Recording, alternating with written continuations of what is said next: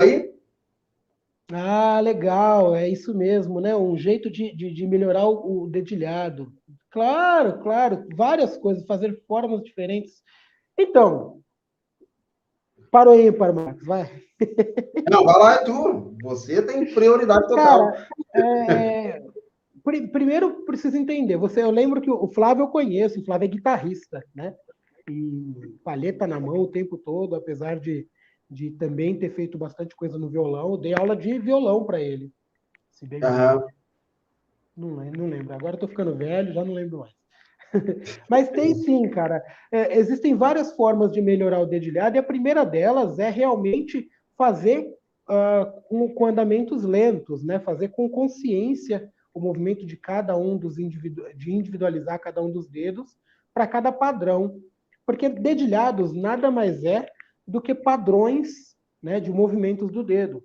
E o negócio é que a gente não tem muita paciência de ficar, né, limpando cada um dos movimentos. E é difícil, porque são 5 dedos. Né? Quatro, Uhum. normalmente os violonistas usam 4, né? Que eu uso 5. Mas são 4 dedos. E assim, eu preciso ter consciência de projeção, de força, de ataque, de controle da sonoridade de cada um dos 5 dedos. Né? E preciso, ao mesmo tempo, fazer com que cada um deles tenha agilidade suficiente para trabalhar em conjunto. Né? E aí é aquela coisa, anota um primeiro formato, anota um primeiro padrão e faz ele várias e várias vezes com vários tipos de acorde. E é como eu falei, um andamento que é um andamento seguro. Não pode ser mais lento do que você dá conta, mas não pode ser também na velocidade mais alta que você consegue.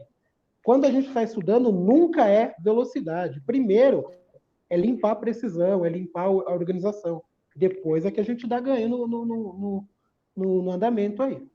Né? E, é claro, para poder treinar dedilhados, é legal também pegar referências de quem faz dedilhado.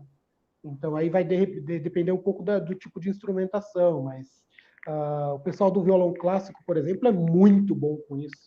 Então, de repente, vê alguém do violão clássico, você vai pegar formatos. Mas tem algumas coisas que eu posso dizer mostrando aqui. Então, por exemplo, Marcos, se eu falar demais, você me corta aí, que eu começo a falar, eu não paro mais. A live. Então, Deixa eu algumas só coisas são rapidinho aqui. legais. Rapidinho, é uma coisa que tá me preocupando agora e eu esqueci de perguntar pro pessoal. Pessoal, tá tendo delay aí? Vocês estão ouvindo duas vezes a voz do Luiz e a minha voz? Ou tá tudo bem, tá tudo certinho? Principalmente a minha voz, que tô sem fone. Tá tudo tranquilo, não? Pode continuar, tá, Luiz? Que aí eles vão me respondendo aqui Legal, qualquer coisa no fone de ouvido. Obrigado. legal. Então, uma dica que a gente tem, e que eu gosto de usar bastante, é posicionamento da mão em relação ao violão, dependendo daquilo que você está tocando e do tipo de som que você quer.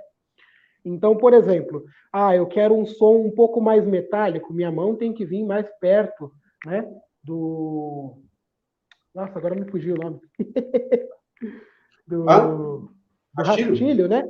A minha mão tem que ir mais perto do rastilho, eu vou ter um som mais metálico. Se eu vir um pouco mais distante da boca, mais próximo do meu braço, eu vou ter um som um pouco mais aveludado, porém com muito ganho de som. O violão no meio, ele timbra um pouco melhor em algumas situações. E também o formato da mão. Muita gente esquece de que a mão, ela precisa estar num posicionamento que me permita ter todos os dedos movimentando com a mesma qualidade. Às vezes a mão fica muito para dentro, aí o dedo anelar não tem força, ou senão a mão fica muito para dentro e o polegar é que não tem força. Tem que tomar cuidado para ser equilibrado. Então o pulso sempre reto, sempre apontando, sempre como se estivesse fazendo um segundo tampo para o violão, e a distância é medida de acordo com todos os dedos que vão ser usados. Né? Isso é algo que vale a pena pensar. E aí, polegar sempre na frente da mão, nunca lá atrás, nunca escondido.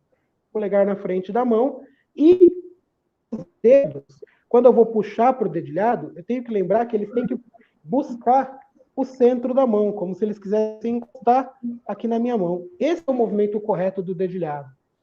É quando a gente vai puxar para dentro, né? Isso, para dentro.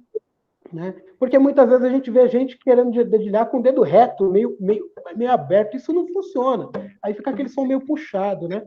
Se eu quero um som limpo, a minha mão tem que puxar a corda por dentro. Aí ele vai ter um som bem limpinho, eu vou poder tocar tranquilo, e mesmo que eu usar força, o som vai ser limpo. Uhum. Agora, se a questão do Flávio era mais em relação a padrões, aí não tem jeito. Escreve um padrão, decora ele, faz 1, 2, 3, 10, 20, 200 vezes. Devagar, e aí vai aumentando. Exato, exato. E tem uma coisa interessante, eu passei até com um aluno recentemente, essa questão de você enterrar demais o dedo na corda, deixa eu ver se eu consigo mostrar aqui, para tentar fazer o dedilhado. E aí, quando você vai soltar, ele dá um estalo e você fica até com dificuldade de tirar o dedo ali do lugar. Então, tenta sempre colocar o dedo aqui, ó, pontinha da corda aqui, ó, para na hora de você for soltar, ter uma facilidade maior. Isso vale a pena observar. Outra coisa sobre os padrões que o Luiz está falando, eu fiz até um vídeo no canal sobre isso, mas eu penso em dedilhado como nota e tempo. Então, se eu pego um metrônomozinho ali, coloco, e eu acho que deve estudar com metrônomo, ajuda muito. Tá aqui, ó, 1, 2, 3, 4, coloquei ali meu tempo determinado. E aí eu penso que eu tenho o meu polegar, coloco como 1, 2, 3, 4. Eu só uso os 4, tá? Eu nunca usei esse dedo 5 aqui. Acho que o bichinho é até mais fraco que os outros. Mas aqui, se eu tiver 4, olha que legal. Então, eu posso, quando eu falar sobre padrão, eu posso pensar em 1, 2, 3, 4. E quando eu faço 1, 2, 3, 4, eu tenho uma identidade sonora. Aqui, ó. Vou pegar aqui um acorde qualquer, tá? Ó, eu estou tentando mostrar o violão aqui. Eu estou enrolado com o programa aqui. Ah, tá. 1, 2, 3, 4. E tá desafinado meu violão, tá? Eu vou afinar ele aqui quando o Luiz for falar. 1, 2, 3, 4. Se eu pegar essa ordem e trocar, e eu acho que vale a pena deixar o número 1 aqui, porque ele vai tocar a tônica, a fundamental do acorde, então vale a pena deixar esse número 1. Mas eu posso brincar com todos os outros números. Por exemplo, eu posso fazer 1, 2, 4, 3. Mudou a minha identidade sonora. Ó, 2, 3, 4, 1, opa, 1, 2, 4, 3. Beleza?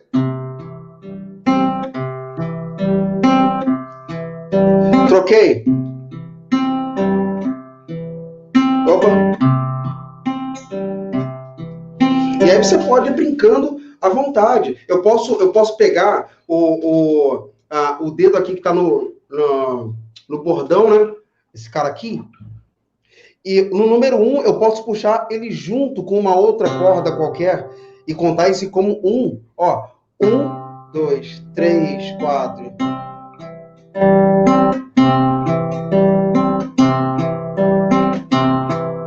Eu tenho uma outra identidade sonora. E aí você vai usando de criatividade, vai jogando. O som que você gostar, guarda, trabalha, repete. O cérebro absorveu, fez parte de você, agora vai lá e pega um outro padrão. Beleza? Você estava falando aí, Marcos, eu tô vendo que tá subindo pergunta aqui, hein? Eita, não. É verdade, deixa eu ver aqui. Nunca dedilhar com o dedo reto, nem consigo imaginar. É verdade. Quando você acha o tom, mas as pessoas cantam atropelando as letras, tem alguma dica? Aí, Luiz. Cara, tenho uma dica boa, ensaio.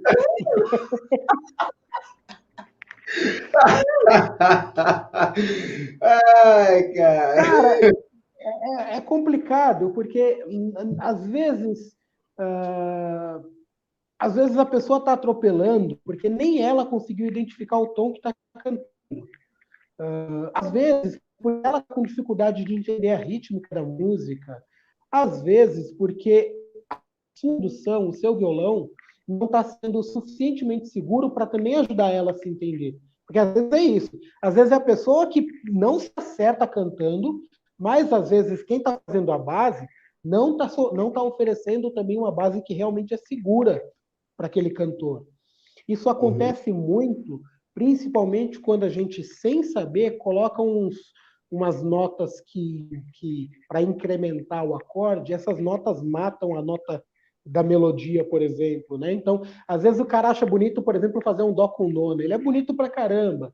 Só que se o cantor precisa ouvir, às vezes, a nota dó, eu coloquei a nona, eu estou tirando a nota dó, o cantor não está ouvindo ela. Difícil isso, às vezes. Então, tem esse lance. Claro, é como eu disse, primeira coisa é ensaio. Ensaio.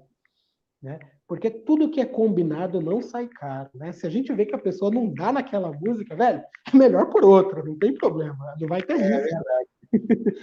Tá? Mas só que ele deixou um hashtag aí, Luiz, escrito assembleias, e deixou um kkk. Porque eu não sei se você tem essa noção, mas na Assembleia de Deus tem muito aquele negócio de oportunidade, né? Oportunidade qualquer pessoa pode cantar. E, e muita gente não tem nenhuma noção rítmica, noção de altura, de tonalidade. Eu já toquei muito em Assembleia de Deus, principalmente no início lá, sei lá, a mulher tá lá cantando, achei Fá. Cara, não deu 2 compassos, ela muda de tom de novo. Mais 2 compassos. Então você fica correndo o tempo todo. Tem jeito disso. Então, nesse caso, o caso das oportunidades, eu não tenho esse tipo de vivência tão presente. O lugar onde frequento não é desse tipo de proposta, porém, tocando na rua, tocando em barzinho, a gente também vê muito isso. E acontece que, quando não existe a oportunidade do combinado, em alguns momentos é muito mais interessante que deixa a pessoa fazer o solo. Não tem problema, canta, tá tudo certo. Às vezes é o mais interessante, porque nem sempre dá para correr atrás do prejuízo. Às vezes dá. Às vezes a pessoa chega lá e fala assim, né? Aquelas fãs do Raul Gil, né? Fãs do Raul Gil chegam assim, meu tom é dó. Mas ela não sabe que o tom dela não é dó, né? Meu tom é dó, mas ela canta lá um sol, aí feita. Porque eu já acompanhei uma mulher que estava cantando em fi. Ela estava entre Fá e Mi. Ela conseguiu. Então, e aí é justamente isso. Se a pessoa ainda, beleza, ela consegue seguir afinada, depois que ela começou, ela consegue seguir afinada, beleza. Se ela não consegue, cara, a melhor coisa que tem é silencia,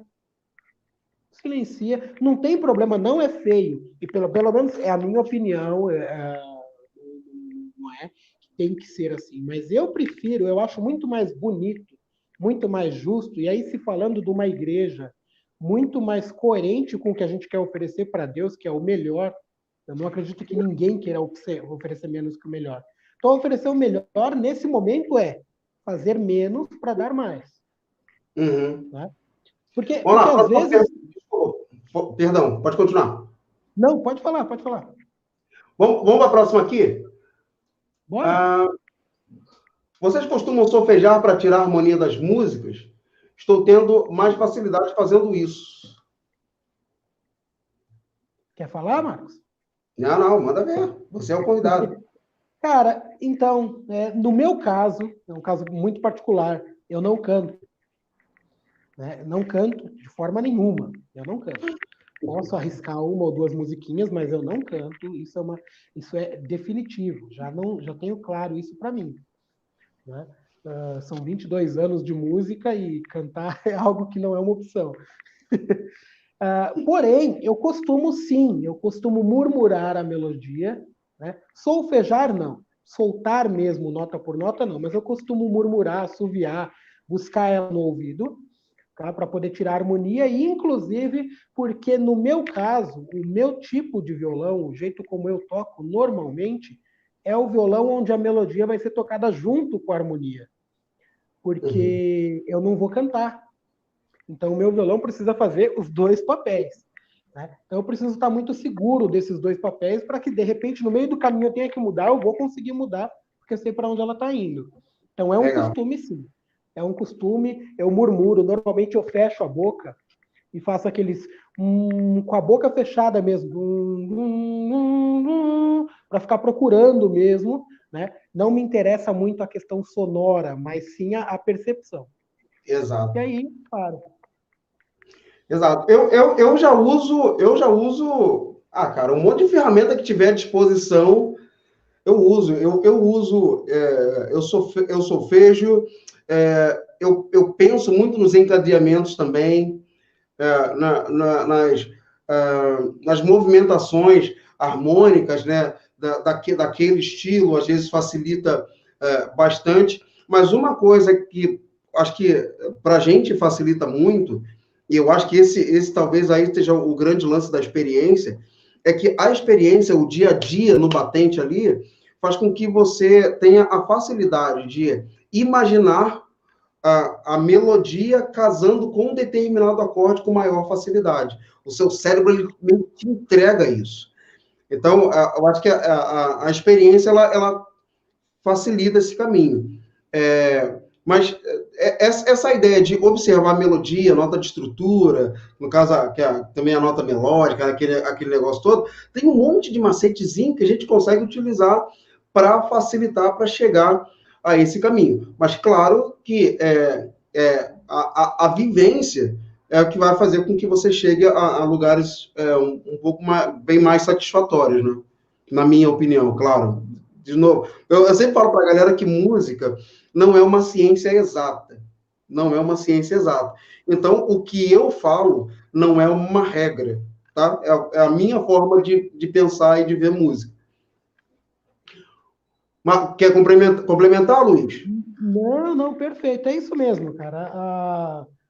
E é aquela coisa, né? A música precisa estar no ouvido. Antes dela ir para o instrumento, ela precisa estar no ouvido. Então, não adianta o cara. Claro que dá para fazer, dá para, às vezes, você tá ouvindo alguma coisa aqui e correndo atrás. Lógico que dá, é o que a gente falou na música, na pergunta passada, né? Dá para fazer isso? Dá. Mas é arriscado, porque o ouvido ele tem um monte de cacuetes, né? Ele tem um monte de vícios já acostumados, e ele vai procurar pelo caminho que para ele é mais óbvio. E nem sempre é o que está se fazendo. É o caso da cantora lá, né? Que errou o tom e tudo mais, ela foi para qualquer canto, depois voltou para outro canto, porque para acompanhar ela, meu ouvido está procurando um padrão que não é o padrão correto, entendeu? Então, primeiro a música precisa estar no ouvido. Então, se ouve a música muitas vezes. O cantor, ele precisa, principalmente o cantor, né? Ele precisa fazer isso. Eu vou cantar uma música antes, sem ser precisa sentar e precisa. Não, deixa eu ouvir, deixa eu aprender para onde vai, deixa eu ver versões diferentes. De repente, olha, como essa canta, como aquele canta, como aquele outro canta, para ver se a melodia é linear, se é a mesma melodia, se não é, se eu posso complementar, o que eu posso, o que eu não posso. Se eu conheço, eu tenho muito mais propriedade na hora de mudar ou na hora de. Pronto. E assim. Verdade. Percebo que às vezes acabo cantando uma nota da formação de acorde e não a tônica. Isso que às vezes confunde. Porque não necessariamente você vai. O acorde ele é formado por tríade. Normalmente a gente gosta até de ver ele como tétrade. Então, normalmente vai ser uma dessas notas da tétrade, né? Até porque se fosse, no meu modo de pensar, se fosse só a tônica, as músicas seriam muito parecidas, as melodias seriam muito parecidas, porque elas teriam poucas possibilidades de acontecer. Quando para um ponto eu tenho 4 possibilidades, então aí eu já tenho então possibilidade de criar outros caminhos melódicos do que toda vez que for entrar um acorde ali, eu tenho que cantar a tônica daquele acorde. Não, pode ser tônica, pode ser terça maior, pode ser terça menor, pode ser quinta, pode ser sétima maior, sétima menor, pode ser quinta diminuta, quinta um monte de coisa. Beleza? Quer complementar, Luiz? Pode falar aí, queridão. Não, e era justamente isso. A gente tem que tomar cuidado, porque às vezes a gente confunde primeira voz com tônica. Primeira voz não é tônica. Primeira voz é a voz da melodia, é a voz que está fazendo a melodia principal, que é diferente de tônica. Tônica é a nota pilar da estrutura do acorde, né? Então, se eu tiver três vozes cantando, uma vai fazer a voz da melodia 1, a outra vai fazer a segunda voz e a outra vai fazer a terceira voz. E pode ser que nenhuma delas esteja fazendo a tônica. Pode acontecer. Se a gente pegar algumas músicas, tem aquela, eu não sei os nomes, tá? Mas tem aquela assim, Senhor meu Deus, quando eu... Ela começa com uma nota ré. Sol, ré, ré, ré, sol. Né? Que é o acorde de sol maior. Ré, ré, ré, sol. Mas eu estou começando pela quinta e não pela tônica. Ré, ré, ré, sol. Aí eu vou para o sol. Aí eu vou para a tônica.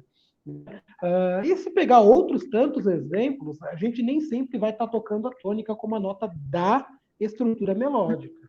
Então, isso tem que ser separado, né? O que é tônica? Primeira voz. A próxima pergunta tá em alta, né? Tô vendo ali a Neiva você dá para quem quer aprender a tirar a música de ouvido? Manda ver. A tirar a música de ouvido? Cara, ouvir muito, muito, muito, muito, muito. É assim, ó. Tem um negócio legal, ó. É verdade. Parece mágica, né? Quando a gente pega assim um acorde, assim, dá o acorde e vai para um outro acorde. Nossa, como combina como mágica. Mentira. Mentira. Isso tudo já estava guardado, rapaz. Estava guardado. Porque quando eu vou tirar tal música, eu me lembro de uma ideia que está naquela outra música que é igual. Eu me lembro de uma outra que é igual também. O importante é a gente ter ali uma gaveta de informações para que a gente possa, na hora, acessar e falar, opa, o que parece isso aqui? Parece com aquilo. Então, opa, legal. E todas as músicas são formadas por intervalos. Então, eu vou ter nessa música um intervalo que é parecido com aquela e vou conseguir assimilar depois que eu tenha, claro, elas bastante guardadas na cabeça. Como é que a gente faz isso? Ouvindo. Não tem outro jeito, cara. Ouvir muito e muito e muito.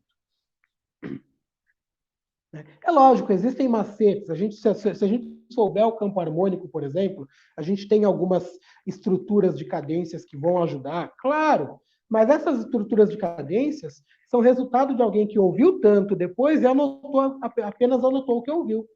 Então é justamente aquela coisa de, se eu conseguir ouvir, se eu conseguir entender aquele contexto, quando eu ouvir aquele contexto em um outro lugar, eu vou conseguir ligação. E aí eu vou conseguir fazer a mesma matemática para tirar a música. Inclusive em tons diferentes. Porque quando um acorde de dó vai para um acorde de sol, ele soa exatamente igual quando um acorde de lá vai para um acorde de mi. Ele tem exatamente a mesma ideia sonora. Quando eu entendo isso, o caminho está feito. É verdade. E ouvir tanto as músicas quanto o que você propriamente toca, né? Você pode observar o som que acontece, as interações entre os acordes quando você toca. Uma coisa legal que você pode fazer também pega um monte de cifra, no mesmo tom.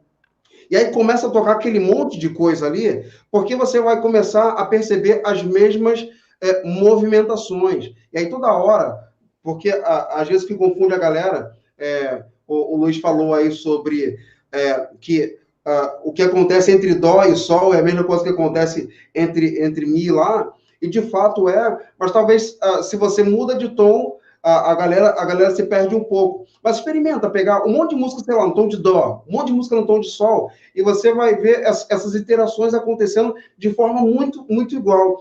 E aí, quanto mais você toca, mais você percebe, mais o seu ouvido vai ganhando essa habilidade.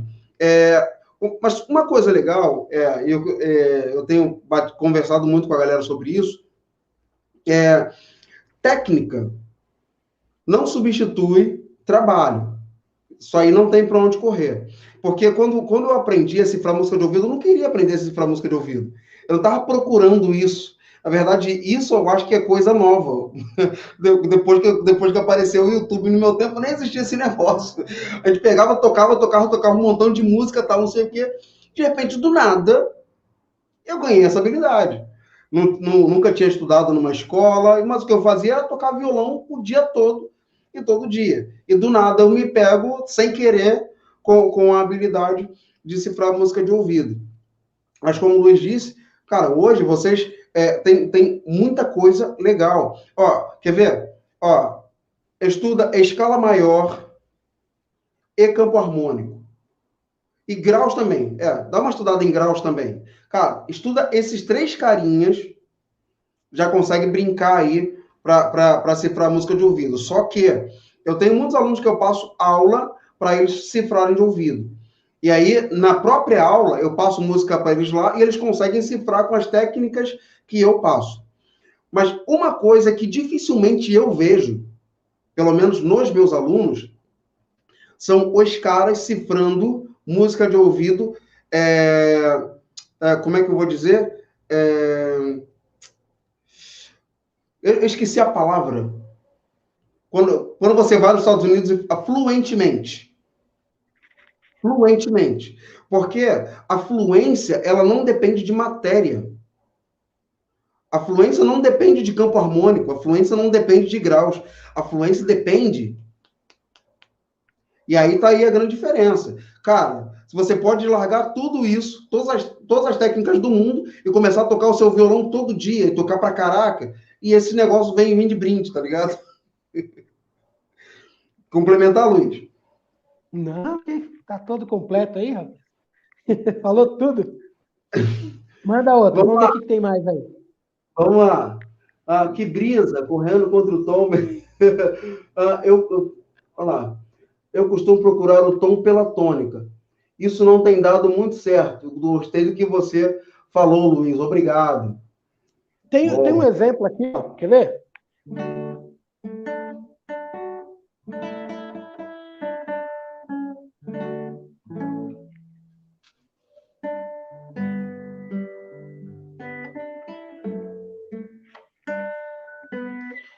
Hey Jude. Hey Jude. Ele não toca a tônica. Nas duas primeiras palavras da música, ele não toca. Hey Jude. Ré, si. Hey Jude. Quando ele vai para a próxima frase, não é a tônica, é de novo a quinta.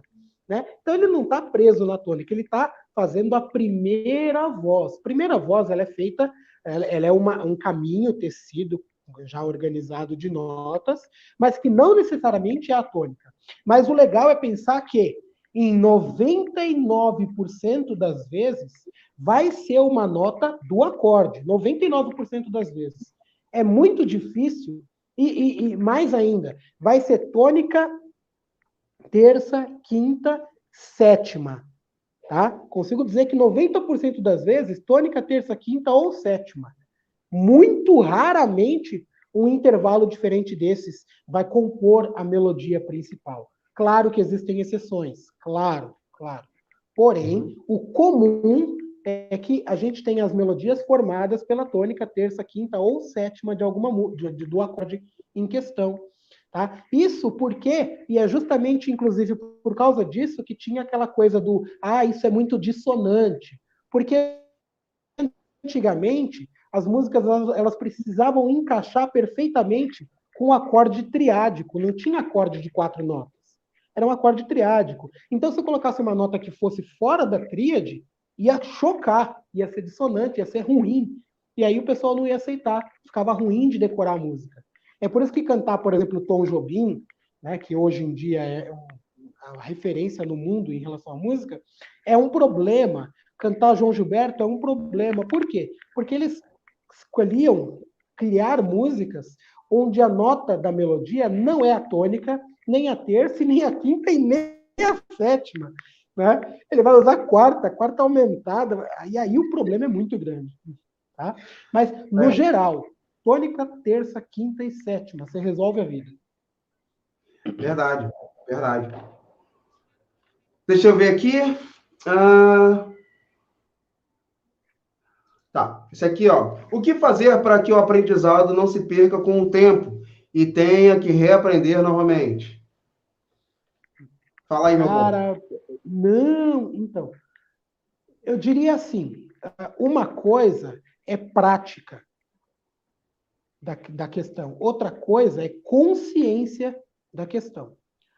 São diferentes. Eu posso ser, sei lá, o teórico mais capaz que tem, o cara mais bom de teoria que tem. Não quer dizer que a minha prática vai ser boa. Não quer dizer que a minha prática vai ser boa, mas a minha consciência musical, ela é pronta.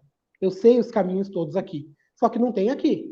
Quando a gente desaprende, muitas vezes, a gente desaprende porque a gente vai ficando lento. Não é que a gente esqueceu o conteúdo. É que a gente foi guardando ele lá, ele está guardado, e as mãos, a boca, no caso de quem canta, o instrumento não responde mais como deveria. A questão da prática não tem jeito, cara. É exercício constante. É todo dia, todo dia. Não é todo dia sentar 4 horas com o violão no colo, ou com outro instrumento no colo, não é isso. Mas é todo dia fazer aqueles 15 minutinhos daquela música boa. Todo dia. É verdade. Entendeu? Agora, a questão do aprendizado mesmo, eu não diria que a gente esquece, eu diria que a gente guarda num lugar que é de mais difícil acesso. E a gente não acessa fácil porque é algo que a gente não usa toda hora.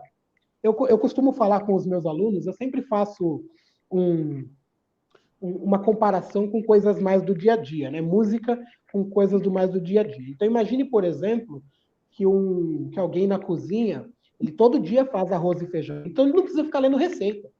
Ele faz arroz e feijão, ele bota ali todo dia. Tá fácil de acessar. Agora, ele vai fazer, de repente, aquele prato especial, ele precisa pegar a receita. Por que ele precisa pegar a receita? Porque está guardado ali, mas num lugar de difícil acesso. Ele precisa de um apoio. Se ele fizer aquele prato especial todo dia, ele não vai precisar mais da receita. Porque vai estar de novo no lugar de fácil acesso. Então, é um pouco essa questão, né? Não é que eu esqueço, não é que eu perco. É que justamente eu guardo num lugar que o acesso é menos importante, vamos dizer assim. Então, até chegar até ali, a gente precisa malhar um pouco. E é igual o corpo, cara. Se a gente engorda, para poder voltar no lugar, tem que malhar, velho. Não tem jeito. Verdade, verdade. E o nosso cérebro, ele funciona muito assim, né? Ele não consegue dar importância a tudo. Então, ele separa o que ele julga mais importante, e o que ele julga menos importante, ele coloca, eu não vou saber dizer tecnicamente como isso acontece, mas já estudei um pouco sobre isso. Então, eu acho que você tem que dizer para o seu cérebro o que é importante. E você diz para ele o que é importante exatamente trabalhando aquilo ali. Uma coisa que eu vejo muito dos alunos, e eu estava até conversando essa semana com um aluno meu, da galera pegar vídeo de 5 minutos, aí vai, assiste aquele vídeo de 5 minutos, e aí acha que entendeu a matéria, e aí parte para outra coisa. Quando eu acho, cara, se você vai pro YouTube, quer ver uma forma legal de você estudar e bater bem as matérias? Claro que você tem que tomar cuidado aí com a galera também que ensina errado. Mas, pô, cara, eu vou estudar campo harmônico. Cara, eu vou atrás de um monte de vídeo de campo harmônico, livro, cara, até chegar uma hora que aquilo ali, cara, já tá na minha cabeça de que eu não consigo esquecer de jeito nenhum.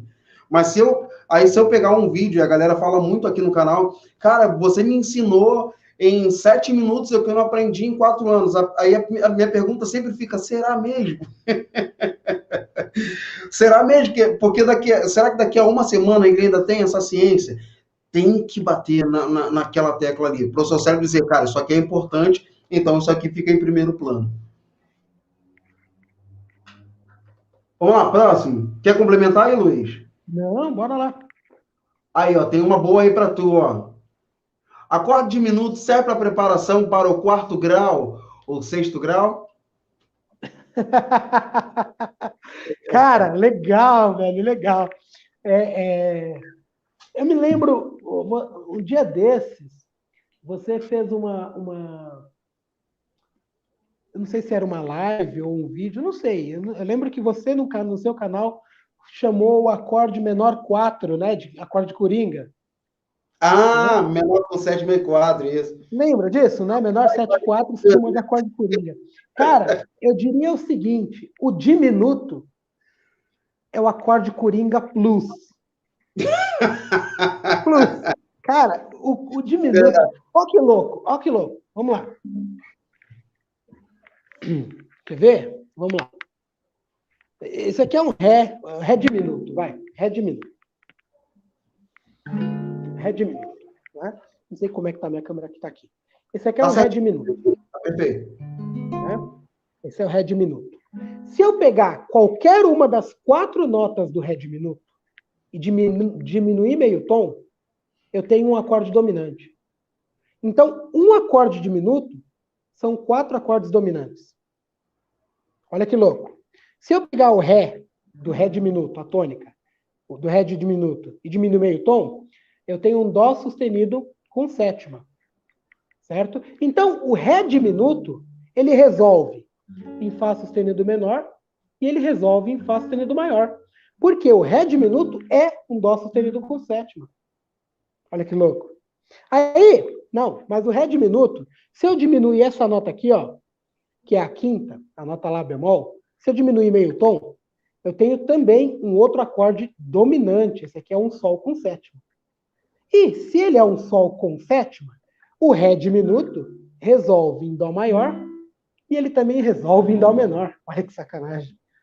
Né? Mas aí, o Ré diminuto, se eu diminuir a terça, que está aqui embaixo, ó, que é a nota Fá, se eu diminuir meio tom ela, o Ré diminuto vira um acorde Mi com sétima. E porque ele é um Mi com sétima, o Ré diminuto resolve em Lá maior e em Lá menor. Olha que sacanagem. E se eu fizer um Ré diminuto e diminuir meio tom aqui, ó, eu tenho um acorde de Si bemol com sétima. E Si bemol com sétima resolve no Fá e no Fá menor. Olha só que muito louco. Então, um acorde diminuto, ele pode resolver em 8 acordes diferentes. Fora que o acorde diminuto resolve meio tom abaixo e o acorde diminuto também resolve meio tom acima por cromatismo. Então, cara, se fizer um diminuto, ele vai para qualquer canto. Qualquer canto. Você é para qualquer coisa. Ele serve para tudo, cara, para tudo. Ele é muito bom. E tem o detalhe de que o acorde diminuto, na verdade, é um dominante invertido, né? É um dominante sem a tônica, né? Você pega o Ré diminuto e coloca uma tônica nele, a terça abaixo dele, você vai ter um acorde dominante. Dominante com nona menor. Deixa eu ver aqui. Eu acho que o Daniel perguntou aqui, ó. Opa, qualquer coisa. Não sei se você está falando de minuto. Recentemente descobri que precisei pegar no estudo 1 de Villa-Lobos. É um estudo de arpejos. Até onde sei, alguma dica como estudar o estudo de arpejos? Dica de como estudar? Como estudar os arpejos, no caso? Eu acho que é esse estudo número 1, né? Sim. Então, no caso do Villa-Lobos, existem alguns problemas. Tá? O Villa-Lobos ele era um gênio. Quando se trata de composição para violão, o Villa-Lobos deu trabalho. Tem coisas do Villa-Lobos que você só consegue tocar usando o quinto dedo. Caraca. Coisa do Villa-Lobos só com o quinto dedo. Tá? Porque não dá tempo. Se não usar o quinto dedo, não vai dar tempo. Não vai dar tempo. Existem histórias do Segovia reclamando, isso não dá para tocar, não. E o Villa-Lobos fala, mas tem que usar o mindinho. Né? Mas aí a dica é andamentos nível easy. Se a música tá a 120 BPM, eu vou tocar 30, 40. É isso, cara. Nota por nota, sem pressa. Nota por nota. Não tem outro exercício senão esse, cara. Não tem. Porque aí não é só arpejo. No caso do Villa-Lobos, não é só arpejo. É arpejo com dinâmica, com uso dos dedos, com correção de postura.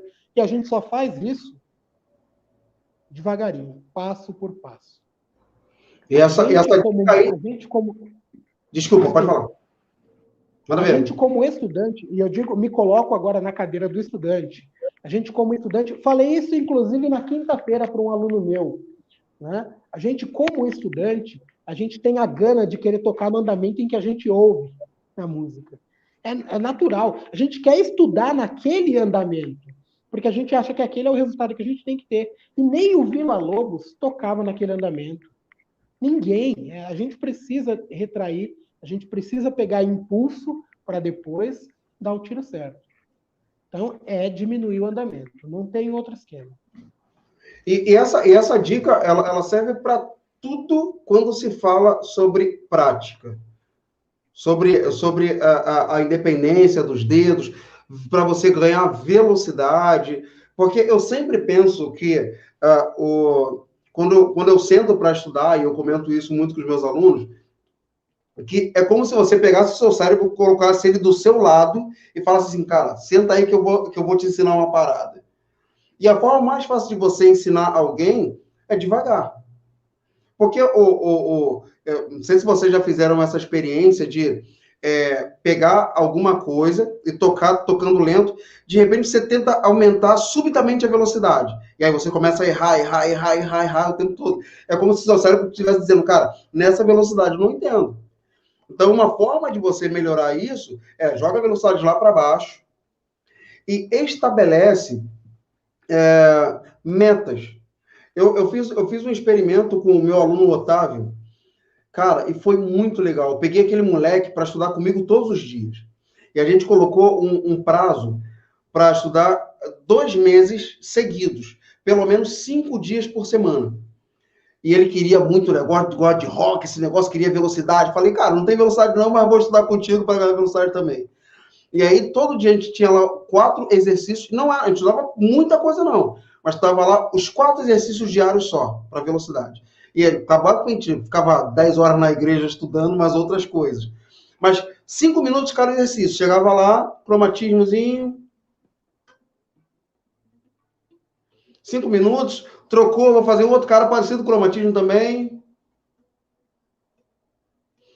4 exercícios assim. E a gente começou com 60 BPMs em semicolcheia e cada dia a gente aumentava 1 BPM. Olha que doideira. Porque a ideia era fazer com que eu ganhasse aqueles 4 BPMs por dia para o meu cérebro não perceber que eu aumentei. E quando a gente chegou a 100 BPMs, no caso 100 vezes 4, ou seja, 400 BPMs, a gente tocava aquilo ali com total naturalidade e sem errar. Porque essa ideia de você fazer em velocidade baixa é porque o seu cérebro ele vai fazer em grandes velocidades exatamente aquilo que você está ensinando para ele em velocidade baixa. Se você ensina para ele em velocidade baixa a coisa errada, lá na frente você pode ter até velocidade, mas vai ter um som sujo, entre outras coisas. Velocidade baixa serve muito para isso. Você está ensinando para o seu cérebro o que você quer que ele faça daqui a um tempo com velocidade. Aí você dá o comando e ele vai lá e faz com som limpo, com velocidade, do jeito que você quer. Complementar, Luiz? Não. Estou falando demais, desculpa, eu sei que a live é para você. Nada, cara. Achei perfeito. Vamos lá, mais uma cara, aqui para você. Em algum momento aí que a Neiva entrou, amiga minha aí, que trabalha com a gente, muito legal. Cadê? Passou em algum lugar. Daqui a pouco eu falo o nome do pessoal de novo. Vamos lá, como saber variar os ritmos? Porque parece que eu sempre toco o mesmo. Parece redundante, desculpa. Não briguem comigo, não, tá bom? Ouvindo. É porque, assim, claro, existe uma coisa que a gente faz, que a gente costuma fazer. No Brasil, isso é muito comum hoje. A gente faz tudo virar 4x4. Né? Tudo vira 4x4, aí tudo cabe naquela batida de balada, né?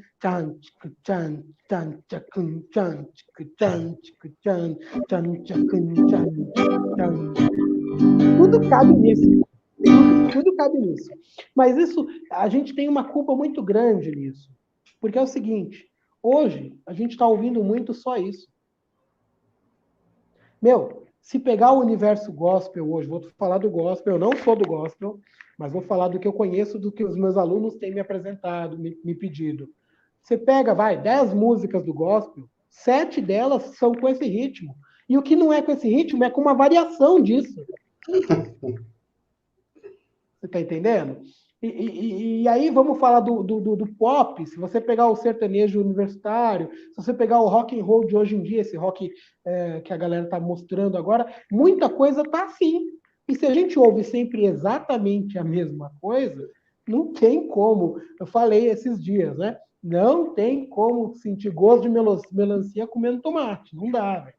Entendeu? Então tem que ouvir outras coisas. E a dica é, alguém falou aí, ó, o Flávio falou agora há pouco, e o que ele falou vai me ajudar a responder isso. Ele é roqueiro, ele é do rock. E ele falou assim: muito bom para treinar para ser roqueiro é tirar carioquinha, que é um choro. Entendeu? Mas é mesmo, é mesmo. Por quê? Porque quando a gente busca referências em lugares diferentes, a gente alimenta o cérebro. Ninguém aguenta arroz e feijão todo dia. O que a gente faz no domingo? Macarronada. A gente faz uma lasanha. Na sexta pede uma pizza, de vez em quando um churrasco, porque ninguém aguenta arroz e feijão todo o tempo. Só que com o paladar, a gente reclama mais das coisas. Com música, a gente parece que a gente se permite ficar repetindo e a gente nem sente mais o gosto de igual. É esse o problema. Então, assim, eu sou do rock, eu não sou, no caso, eu sou da MPB. Tá? MPB de velho ainda por cima, né? Lá atrás. Mas, assim, eu sou da MPB e eu ouço gospel, e eu ouço samba, e eu ouço, sei lá, axé, e eu ouço jazz, e eu ouço rock and roll, e eu ouço funk, e eu não interessa, entendeu? Eu vou ouvir de tudo, porque se eu souber o gosto de tudo, eu vou falar isso eu gosto, isso eu não gosto, isso eu quero, isso eu não quero. Isso eu posso colocar na minha comida, isso eu não posso. Entendeu? E Os grandes roqueiros, se a gente pegar grandes roqueiros, eles foram lá na Igreja Batista, buscar influência. Se a gente for pegar o cara do jazz, ele foi lá na... E é assim que a gente faz. Se a gente come sempre da mesma comida, se a gente ouve sempre do mesmo tipo de música, chega uma hora que o nosso paladar fica viciado, a gente não sente o gosto. Tá tudo igual. A gente precisa de algo diferente. Isso ajuda a Verdade. gente a melhorar. E o cérebro é tão fantástico, né, cara, que quando você é um cara eclético no estudo, cara, você tá tocando lá com a sua banda, cara, seja lá qual o estilo, cara, do nada vem aquela sacada daquele outro estilo que não tinha nada a ver, pô, e fica genial na aplicação ali na hora, né? É muito bacana. Ó, o Kevin tá gritando aqui, ó. Ó, primeiro deixa eu falar com o Flávio aí, o Flávio é teu parceiro, o Flávio aqui, ó. Agora fiquei sem entender. Se Vila Lobos criou aquilo, como nem ele tocava?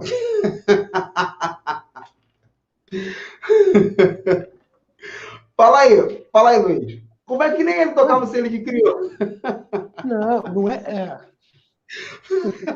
Não, a Ele, ele, ideia é ele, que ele, ele cria arranjo para 6 dedos, brother. Ele só criou, ele não tocou.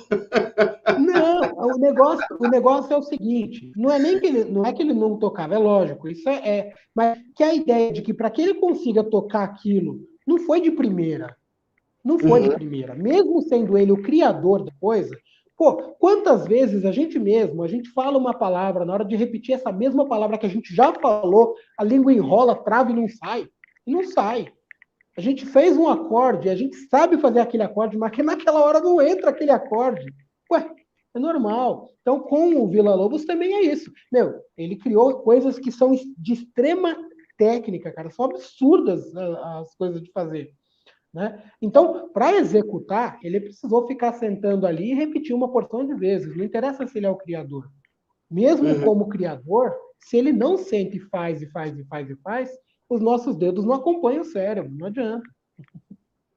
É verdade. O Kevin tá aqui gritando aqui, ó. Como você vai para achar o tom, querido? Daquela mulher que toca em fi e canta em fi. Nas Cara, comas. cara, é assim. Duas coisas que eu sugiro que eu acho legal eu sei a escala maior em todos os tons, né? Às vezes sabe o shape, né?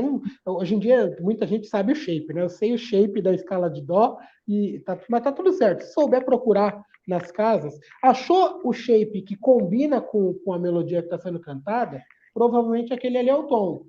Muitas músicas, pelo baixo, dá para você conseguir achar o tom. Agora, quando é uma pessoa cantando ali na hora, Não tem jeito, cara. Você tem que procurar pela melodia. Se é uma música que você já conhece, de repente, se você tem na cabeça a melodia dela, vai ficar mais fácil, porque, opa, eu sei que eu toco uma quinta, deixa eu procurar qual quinta que ele está cantando. É a quinta de Lá, é a quinta de Ré, é a quinta de Sol, é a quinta de Fá, aí ele procura. Agora, se eu nem conheço a música, é tateando mesmo, notinha por notinha. Não adianta falar, vai bater uma nota e vai. Não dá, é difícil. Pode acontecer de dar sorte e no primeiro tiro dar certo? Pode. Mas não é porque o cara é bom, não, é porque deu certo no primeiro tiro sem querer. Não é garantido, não. É verdade. Até porque uma mesma nota existem em 2, 3, 4 escalas diferentes. Então, poder um si bemol combinou, mas pode ser que o que vem depois não é do tom de si bemol. Pode ser que seja do tom de fá. E aí dá ruim. Ou é do tom de mi bemol. E aí dá mais ruim ainda. Mas é verdade. E, talvez um lance que possa, de certa forma, ajudar, mas, de novo, o trabalho é que vai ajudar você a chegar com uma facilidade nisso. Mas se você for pensar no acorde tônico e a sensação que ele te traz, talvez você possa aguardar o momento no momento em que a melodia traz essa ideia de tô voltando para casa, tô relaxando, tal, não sei o quê, e aí você guarda aquele som. Inclusive, eu falei com o Kevin, para quem não sabe, é meu aluno, tá? Começou comigo há pouco tempo. Mas se eu pego, por exemplo, aqui, ó. Atirei o pau no gato, mas o gato não morreu. Se liga nessa parte do morreu. O morreu aqui é um acorde tônico, aquele cara que fala assim, cara, eu poderia acabar a música por aqui. Então, essa sensação é a sensação que um acorde tônico dá. Então, o que eu faço? Até porque eu não tenho ouvido absoluto, na verdade, eu tenho um ouvido obsoleto, né? O meu ouvido é bem. Tem que trabalhar pra caramba. Então, o que eu faço? Eu deixo a música de lado e eu paro só naquele ponto. Deixo a pessoa ir embora. Eu tô pensando aqui, ó, não morreu. Já percebi que a música tá num tom maior, porque as movimentações, até da melodia mesmo, sugerem que é uma música num tom maior. Então, coloquei, ó, não morreu. E eu vou colocando acordes maiores até chegar a um ponto que eu falo assim, poxa, é esse acorde. Tem muita gente que fala assim, não, você procura só pelo bordão. Só que aí muita gente acha que o bordão ele vai ser apenas uma nota. Então, toda vez que eu achar uma nota que bate com a minha linha melódica, aquilo ali é a tônica. E não necessariamente, como a gente falou no início da live lá, se você achou, excelente, mas ela pode ser tônica, pode ser terça maior, terça menor, quinta, sétima, pode ser, se for uma música mais rebuscada ainda, pode ser um cara mais louco ainda.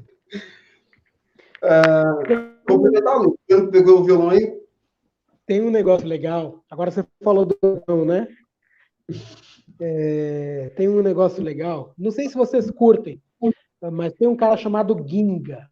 É um cara que tem por aí que toca violão, que particularmente é a minha paixão. Quando eu falo assim de violão, eu penso em Ginga e quem dera eu possa tocar um pouquinho do que ele faz. E Ginga tem uma música que o nome da música é Catavento Girassol, que a cifra da música no songbook do Ginga, tá? No próprio songbook dele, a cifra tá como se fosse um dó com sétima maior, né? Isso é lindo. Só que esse acorde, na verdade, é um mi menor. Ele não é um dó com sétima maior, ele é um mi menor com sexta menor, tá? A própria cifra, a cifra do songbook do Ginga está escrito dó com sétima maior. Por quê? Porque ele está pensando no shape de dó com sétima maior. Aí, coitado do cara que vai tirar procurando o bordão, porque vai bater um dó e o acorde, na verdade, é um mi menor. Você não ouve nunca uma resolução em dó. Né? A gente ouve o tempo todo a música terminar em mi menor. Então, olha a tônica enganando a gente aí. E se a gente for ouvir jazz, também tem muito isso, né? O jazz tem muito de da tônica da trave o tempo todo, porque eles não usam dominante, eles usam o tempo todo sub 5. A pegadinha, né? Verdade. Ó, teve aqui uma pergunta da Lari Reis. Deixa eu ver aqui. Eita, minha aluna, ai meu Deus, o que você vai me arrumar? Quando fala em moto de gregos, dá até um arrepio aqui. Olha lá, moto de gregos. Modo grego. Posso aplicar em uma variedade de estilos musicais ou tem as suas exceções? Então, eu diria assim, na hora de improvisar ou na hora de compor, qualquer gênero é gênero, qualquer música é música, qualquer som é som. Vai depender muito do gosto que eu quero dar para minha comida. De repente, de novo, tá vendo, Marcos? Os meus alunos, eu sempre faço isso. Eu faço um paralelo com coisas do dia a dia, porque fica mais fácil de enxergar, porque parece que teoria é muito difícil, e não é. O problema é que a gente não enxerga a teoria pela holística correta. Então, eu faço esses paralelos. Então, veja bem, quando a gente vai compor ou quando a gente vai improvisar, né? O pessoal pensando em modos gregos pensa muito em improvisação ou em composição. Né? Quando eu vou compor ou quando eu vou improvisar, vai depender muito se eu quero que a minha comida seja mais apimentada, ou mais salgadinha, ou de repente com sazon, ou de repente com tempero de mato mesmo, como é aqui em casa, entendeu? Vai depender um pouco do gosto que eu quero aquela música. O resultado que eu espero vai depender de eu posso ou não usar o modo grego. Agora, o problema do modo grego é entender que o modo grego ele é uma outra parte do estudo musical que deixa de ser o estudo tonal. Né? Não é mais estudo de tom, não é mais tom, não é mais tonalidade. A gente está falando de modos. O modo ele não é mais um tom, ele é uma outra galáxia, é outro tipo de planeta, é outro tipo de alimentação, outro tipo de cultura. É como se a gente tivesse saído do Oriente e ido para o Ocidente, a cultura é totalmente outra. Né? Então, os modos gregos, o tipo de relaxamento que é usado para poder entender os modos gregos é diferente. Tá? É diferente o tipo de resolução. Né? Não é aquela comida que normalmente a gente está acostumado a ouvir. Apesar de, por exemplo, no Nordeste a gente vê o modo mixolídio o tempo todo reinando, reinando. O pessoal do heavy metal, modo frígio, modo eólio, reinando. Vai ter muito mesmo, vai ter. Música do Gilberto Gil, cara, quem ouve Gilberto Gil, quem ouve Caetano Veloso, quem ouve os baianos, quem ouve aquela galera, vai ver modos gregos o tempo inteiro. Quem ouve Milton Nascimento vai ver modos gregos também bastante.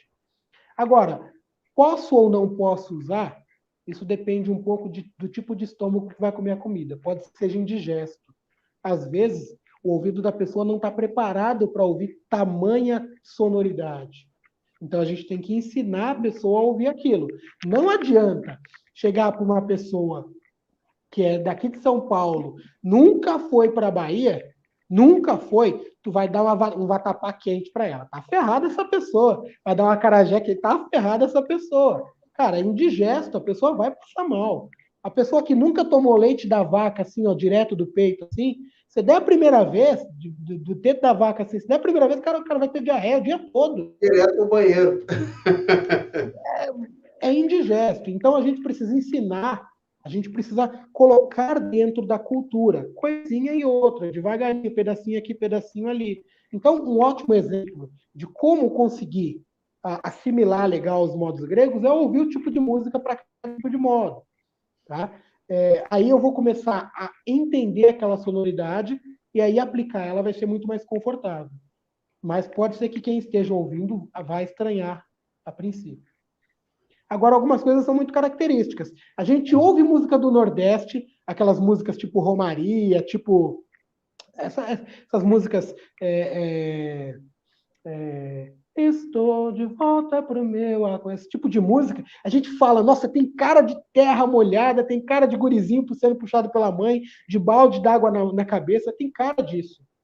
Por quê? Porque ele está usando uma sonoridade muito específica daquele canto. Se a gente consegue acostumar com isso, Aí a gente consegue usar a nosso favor. Mas dá trabalho no começo. Tem que sentir, tem que sentar aí. Por isso que o jazz é ruim. Não é que o jazz é ruim, mas por isso que o jazz é ruim para as pessoas. Porque ele é indigesto. As pessoas não estão acostumadas a ouvir e comer e devorar daquilo. Precisa fazer um, dois. E aí vai dar para a pessoa um jazz um jazz daqueles mais apimentados, é sacanagem, velho. Ele vai realmente ter dor de barriga. Tem que se começar com Fly Me to the Moon, que é mais menos temperado. Tem que se começar com Autumn Leaves, que é menos temperado, até chegar nos bons, até chegar nos hards. Verdade, verdade. Vamos pro próximo. Eu acho que... E se tiver só eu e o vocal? E parar para pensar, não vai atrapalhar na música final se estou servindo de base para o vocal. Não, acho que essa pergunta é sobre o comentário que eu fiz. Não, se for sobre o comentário que eu fiz, a ideia que eu estou dizendo é, você não tem o tom. Se você está tocando apenas você e o vocal, cara, é extremamente interessante que vocês ensaiem, aquilo que o Luiz estava falando lá no início. É sempre a ideia primária. Você pode ensaiar, ensaia. Mas agora a pessoa chegou lá e começou a cantar. Você não sabe o tom, e aí você usa de todos os meios possíveis para conseguir chegar ao quanto antes. Eu já cansei na Assembleia de Deus lá no começo, e para mim foi uma escola nesse sentido de cifrar música de ouvido, mesmo sem eu querer estar atrás disso, mas de você tentar, e aí o cara lá fazem a última melodiazinha ali, eu falei, achei, mas agora acabou a música, não adianta mais nada. Então, se agarra em todas as ferramentas que você puder para resolver isso. Mas lembrando, você está resolvendo, o que você está resolvendo é algo que é um vício ruim. Porque o correto é vou sentar e vou ensaiar para fazer algo digno, algo de fato bom, né? E aí fica fácil para todo mundo, para quem canta e para quem toca. Quer comentar, Luiz? Não, perfeito. Beleza. Tô vendo aqui que vai vir umas bombas aí, rapaz. A Lari está aqui quieta. Deixa eu ver aqui, ó, esse próximo aqui. Existe um movimento para os dissonantes ou quem determina é o encadeamento dos acordes de melodia? Eu acho que ele já resolveu a própria questão. Cara, ele pergunta e responde no final. Primeiro que hoje, essa ideia de dissonante, ela já quase é um desuso, já quase cai em desuso. Porque o contexto de dissonância, ele vem lá de quando Beethoven, de quando Mozart compunham, em que a música tinha que terminar, ou ela tinha que acontecer de maneira a confortar o ouvido. Então, tudo que era ruim, tudo que era rígido, era desacreditado. Por isso, naquela época, o trítono, por exemplo, era mal visto, porque ele gerava tensão, e a tensão não era boa. A tensão não era boa, mas não é porque não era boa, porque os ouvidos não estavam acostumados a ouvir aquilo sempre. Então, sempre que ouviam, aquilo era dissonante, aquilo era ruim. Hoje, para a gente, o dissonante às vezes passa até despercebido. A gente nem percebe que é um dissonante. A gente fala, caramba, como é que ele parou naquele acorde ali e soou tão perfeito, tão... porque o nosso ouvido já acostumou a ouvir esse tipo de sonoridade, já não é mais dissonância. É uma tensão disponível, é diferente de dissonância. Dissonância é quando choca. Tensão disponível é aquela mesma nota, mas que eu usei ela a meu favor, em benefício da melodia ou de um contraponto, de repente, na música. Tá? E aí eu diria, sim, a melodia e as harmonias internas é que vão direcionar se eu uso ou não uma nota dissonante. Né? Quem fez isso com primor, e aí eu volto a dizer de novo, o nome que, na minha opinião, é o mais... Quem faz isso com muito primor, quem fez isso é o Tom Jobim, né? Tom Jobim conseguia colocar as bolas que não entram em caçapa nenhuma, ele conseguia colocar dentro. Tá? Então, Isso ele aí. deixa de fazer com que a nota seja uma dissonância, porque ele faz um caminho perfeito para ela. Então, ela se entrelaça no que veio antes e no que vem depois, e deixa de socar. Se ela não choca, Ginga faz muito isso. Quando é uma nota que tem ali a segunda menor é ruim de ouvir, né? Mas ele faz arpejado, fica bonito pra caramba. Fica bonito pra caramba. Entendeu? Por quê? Porque ele consegue fazer com que o caminho seja favorável para aquela dissonância. Uhum. E tem até muito a ver, né, com toda essa questão de dissonância e tem a ver com a melodia. Em relação a modos gregos que a Lari perguntou ali, uma das questões que eu acho que poderia facilitar para ele, primeiro é o conhecimento mesmo do campo harmônico, as extensões ali e tal, as propriedades de cada grau, aquele negócio todo, e aí ele te dá ali uma palheta de cores, né?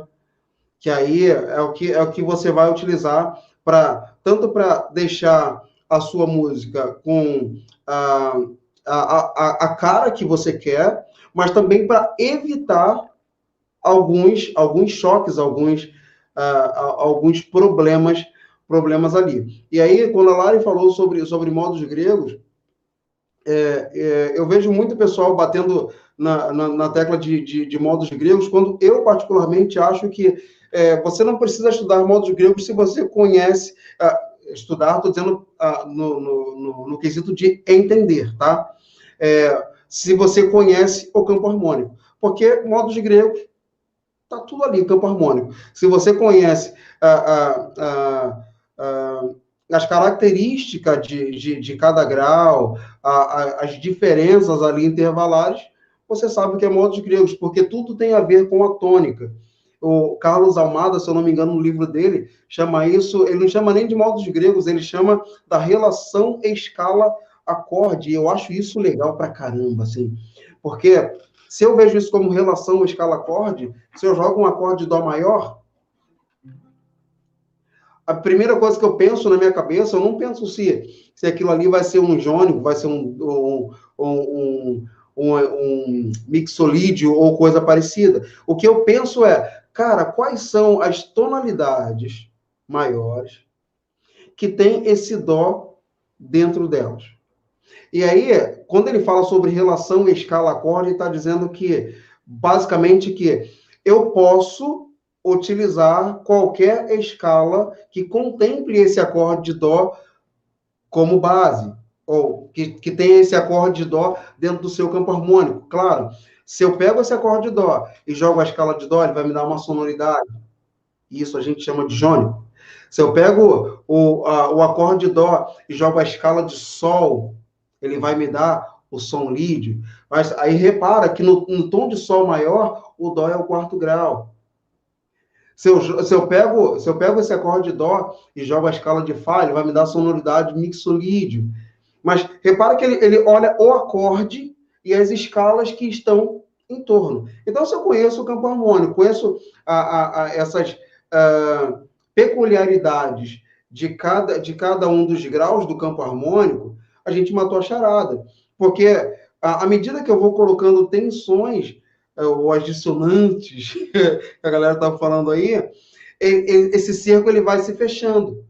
E quando eu falo Dó maior, apareceram ali 3 escalas para eu aplicar, ainda que cada uma me dê um som diferente. Mas se eu falar para você, por exemplo, um Dó com quarta aumentada, cara, fechou o cerco. Fechou o cerco ali. Porque ele está me dizendo, cara, a única escala que eu posso aplicar nesse Dó, é a escala de Sol, que vai me dar um modo lídio. Então, quando eu começo a visualizar os modos gregos como a relação de escala-acorde, tendo conhecimento do campo harmônico, eu matei a charada. Claro que aí você pode trabalhar com o nome deles, porque você relaciona o sabor daquele modo ali, a sonoridade dele, e aí é legal pra caramba. Mas quer entender modos gregos, entende campo harmônico, que eu acho que é o caminho mais simples. Complementar, Luiz? Não, bora para a próxima aí, que tem bastante gente aí. Beleza, vamos lá. A Lari está aqui, ó. Quer modos gregos ainda, ela. Deixa eu ver aqui.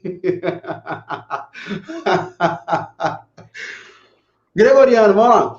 Ainda sobre modos gregos, já ouvi muitos professores dando exemplos de como decorar os nomes dos modos. Sempre de maneira engraçada. Vocês decoram como? Sei lá, eu ouvi e decorei. Então,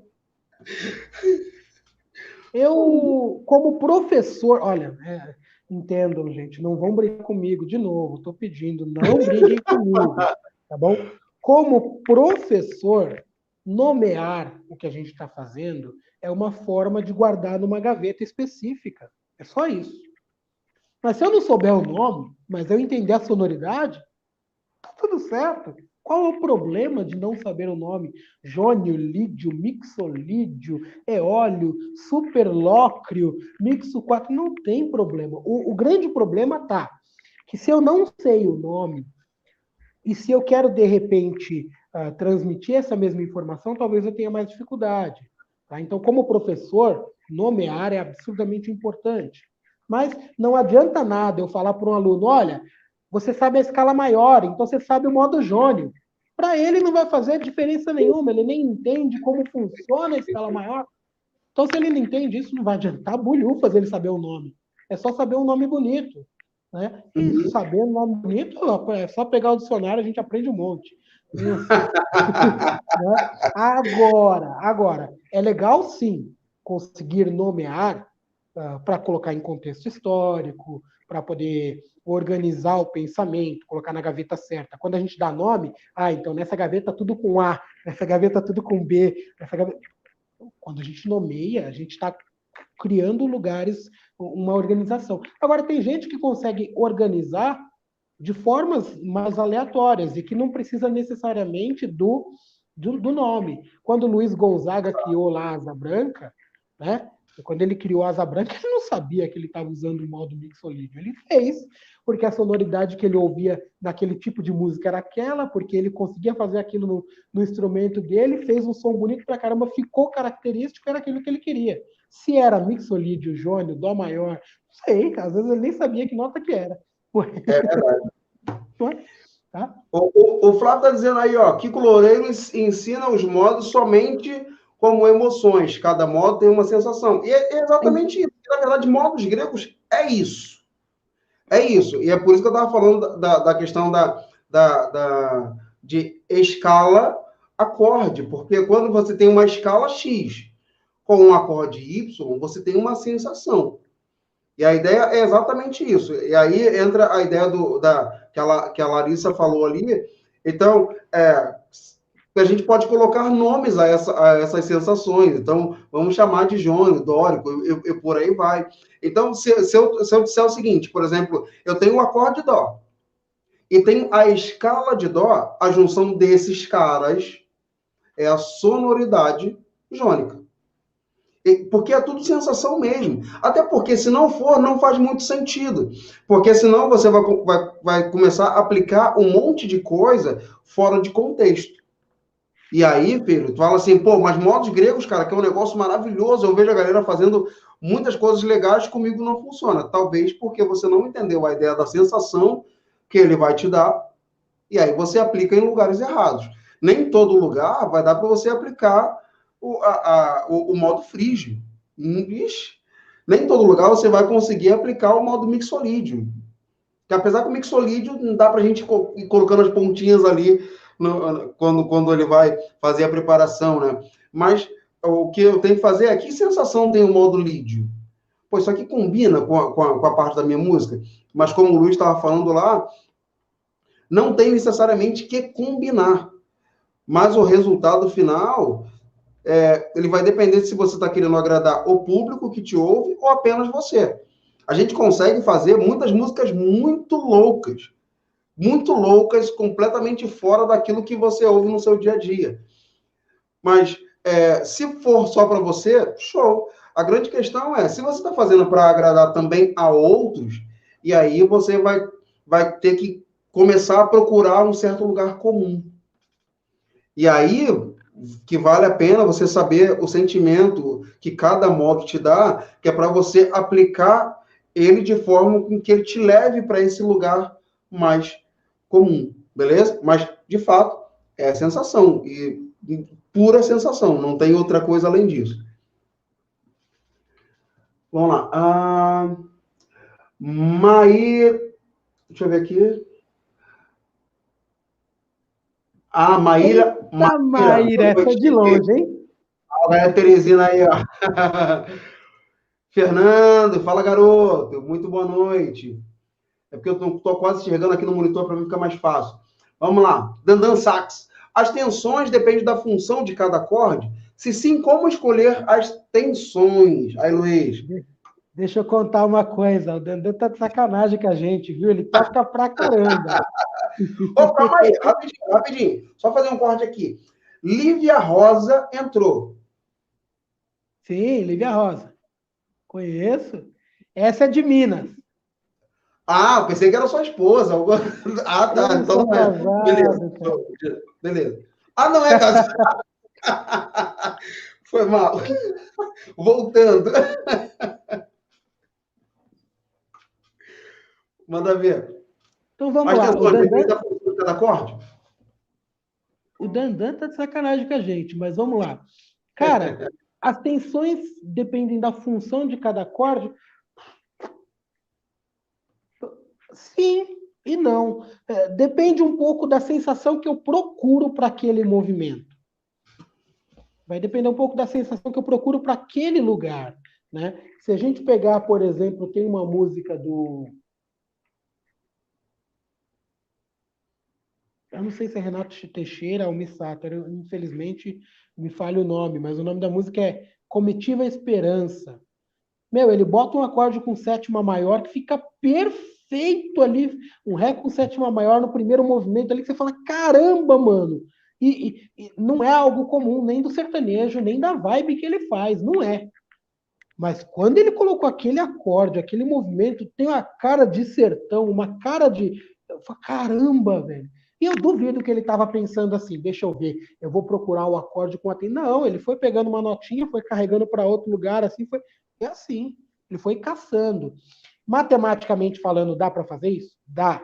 Os compositores de filmes, né? Se a gente for pegar, por exemplo, os caras que fazem trilhas para filmes, ele tem uma matemática toda pronta na cabeça. Então ele vai fazer 2 horas de música com uma matemática, com uma organização matemática. É assim que Beethoven compunha, com organização matemática. É assim que Mozart compunha. Porque eles tinham que compor muito, muito. Então, quando você já começa a absorver uma fórmula e começa a usar ali em seu benefício, claro, os caminhos eles vão como fala, vão ficando mais organizados, mais assertivos, porque eu sei para onde que eu quero ir, né? Por isso que a gente vê muitas músicas, a gente vê as formas musicais, começa com A, aí vai para o B em tom menor, e aí termina maior. Isso aqui é uma forma. Essa forma é justamente um caminho que ele já tinha preparado ali e que ele usou em 200 músicas. Ele vai usar em um monte. Agora, a escolha da tensão, ela vai depender, sim, de cada um dos acordes. Eu pegar um acorde maior, a função dele é de um acorde maior, eu quero que seja um acorde maior, ele precisa soar um acorde maior. Eu posso colocar uma tensão, mas essa tensão não pode agredir a minha terça maior daquele acorde. Então, eu posso, sim, fazer um acorde maior com uma tensão. Porém, eu tenho que tomar cuidado para essa tensão não agredir a minha terça maior. Senão, ele perde o som de acorde maior que eu queria nele antes. A tensão, ela precisa ser um tempero para o acorde. E não... a gente não come tempero, a gente come comida temperada, né? Então, precisa tomar cuidado com a tensão nesse sentido, de não desqualificar o acorde. Tá? Agora, se eu não desqualifico o acorde e se eu coloco um tempero que dá aquele tchanzinho que fala assim, nossa, né? Aí, pô, perfeito. E isso, existem as fórmulas. Quais são as fórmulas? Quando o acorde for maior, pensa ele jônio ou lídio. Então, ou ele vai ser jônio e você vai evitar o quarto grau, ou ele vai ser lídio e você vai acrescentar o quarto grau aumentado, forçar ele ali. Porque ele é maior e você quer que ele tenha uma tensão. Tá? Eu quero um acorde menor. eu posso pensar ele dórico, frígio ou eólio. Não tem problema nenhum. E se ele é dórico, eu vou forçar a sexta a entrar ali. Se ele é eólio, eu vou... Entende? É isso. Eu vou conhecer cada tipo de acorde e qual é o tempero que melhor combina com aquele acorde. Mas se usar ou não, aí depende um pouco do gosto do cliente e de quem está fazendo. Tá? Tem quem goste de mais tensão. Tem gente que gosta de coisa mais simples sonoramente, e que não é feio, é bonito. Tá? Tem que tomar cuidado com o que você usar. Verdade, verdade. Vamos lá. Bom, já estamos chegando aqui ao final. Na verdade, já estamos aqui há 1h30. Nem o tempo passou, eu nem senti. Na verdade, agora estou sentindo minhas costas doendo aqui na cadeira. Que aí as minhas costas avisaram, Marcos, a gente já está há muito tempo aqui. Vamos responder aqui as últimas perguntas e deixar o Luiz dormir, que parte da sabedoria dele já ficou aqui. Quem consumiu, consumiu. Quem não consumiu, querido. É uma pena, porque no meu modo de ver, é uma live que deveria ter pelo menos 300 pessoas aqui dentro. Vamos lá. Deixa eu ver aqui.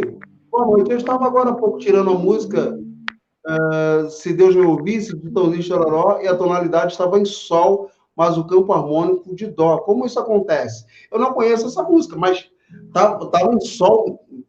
Não, calma aí. Viajei. Eu não conheço essa música. Vou deixar para o Luiz então, aí. Mas eu acho que tem algum erro aí. Eu acho que você estava Hamilton, você estava pegando ela no Cifra Clube, será? Porque é maior. Isso, não andaste pra mim, aquela que eu amo e que um dia partiu, presa junto de mim. É Mi maior. O tom original acho que é Mi maior. Ah, se Deus me ouvisse, mandasse pra mim, aquela que eu amo que um dia partiu, presa pra junto de mim. Eu sei por quê. Eu sei por quê, Hamilton. Eu acho que você tá pegando no Cifra Clube. E eu sei o porquê. Porque no final da estrofe, quando ele vai para o refrão.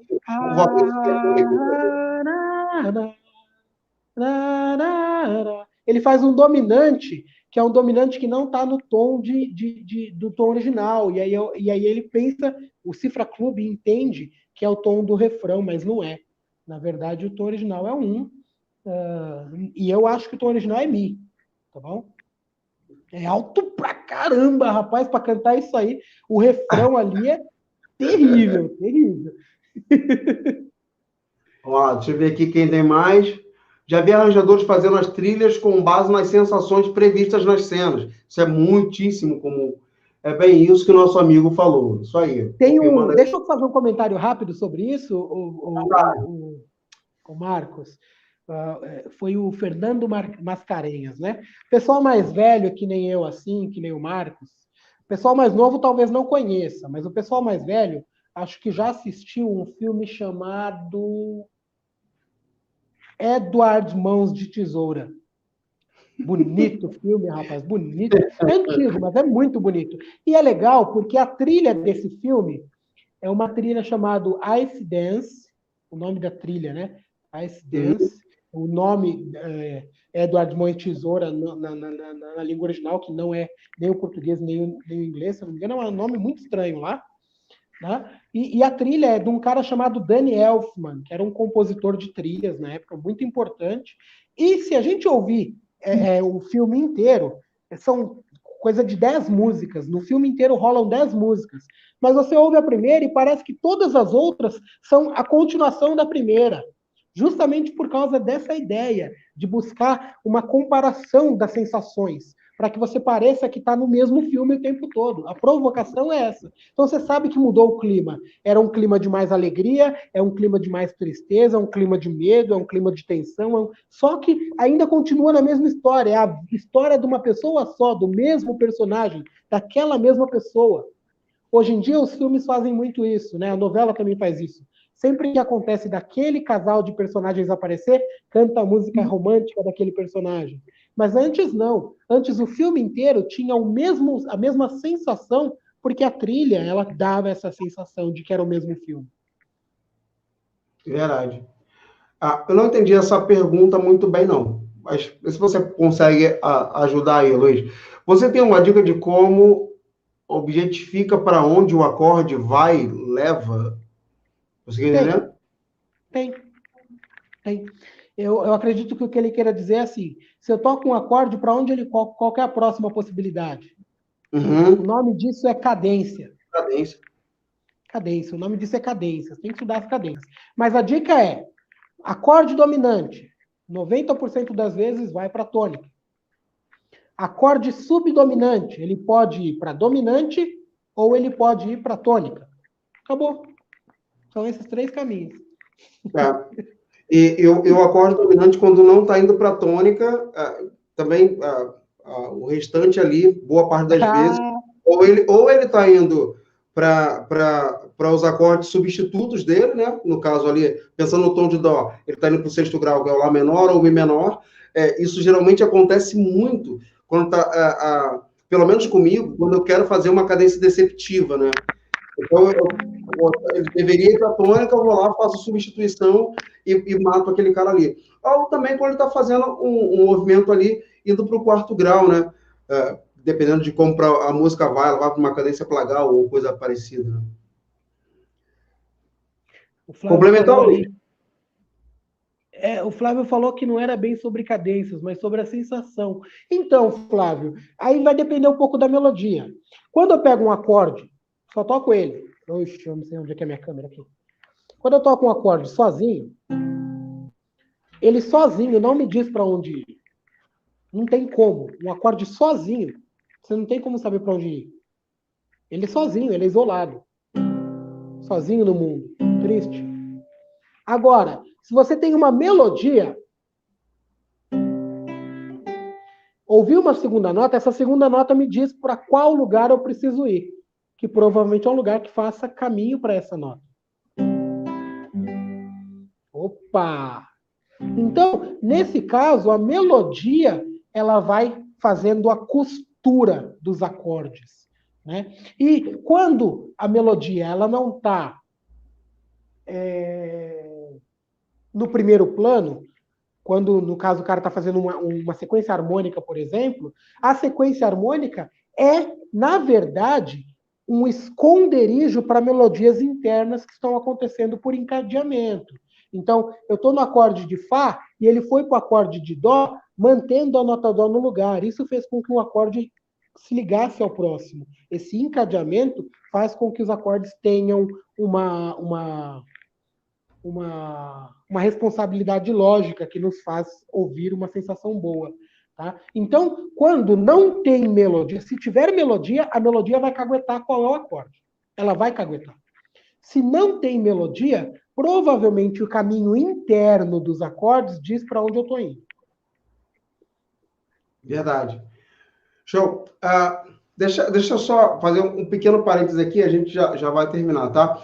Mas vou pedir para você aí que tá online agora, se você gostou, cara, do Luiz, e quer ver o Luiz aqui de novo, cara,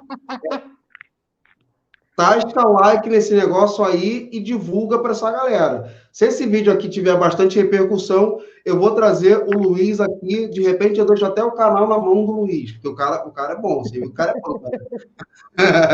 Então, não sai daqui sem deixar o seu like. Uma coisa que ajuda muito o canal, eu não sei se o Luiz tem um canal, se tiver, coloca o seu canal, os seus contatos, só Luiz. Mas uma coisa que ajuda muito o canal é comentário de vocês no vídeo posterior. Porque o YouTube está falando assim, ó, cara, a galera está comentando, então está chamando a atenção da galera, então isso ajuda muito.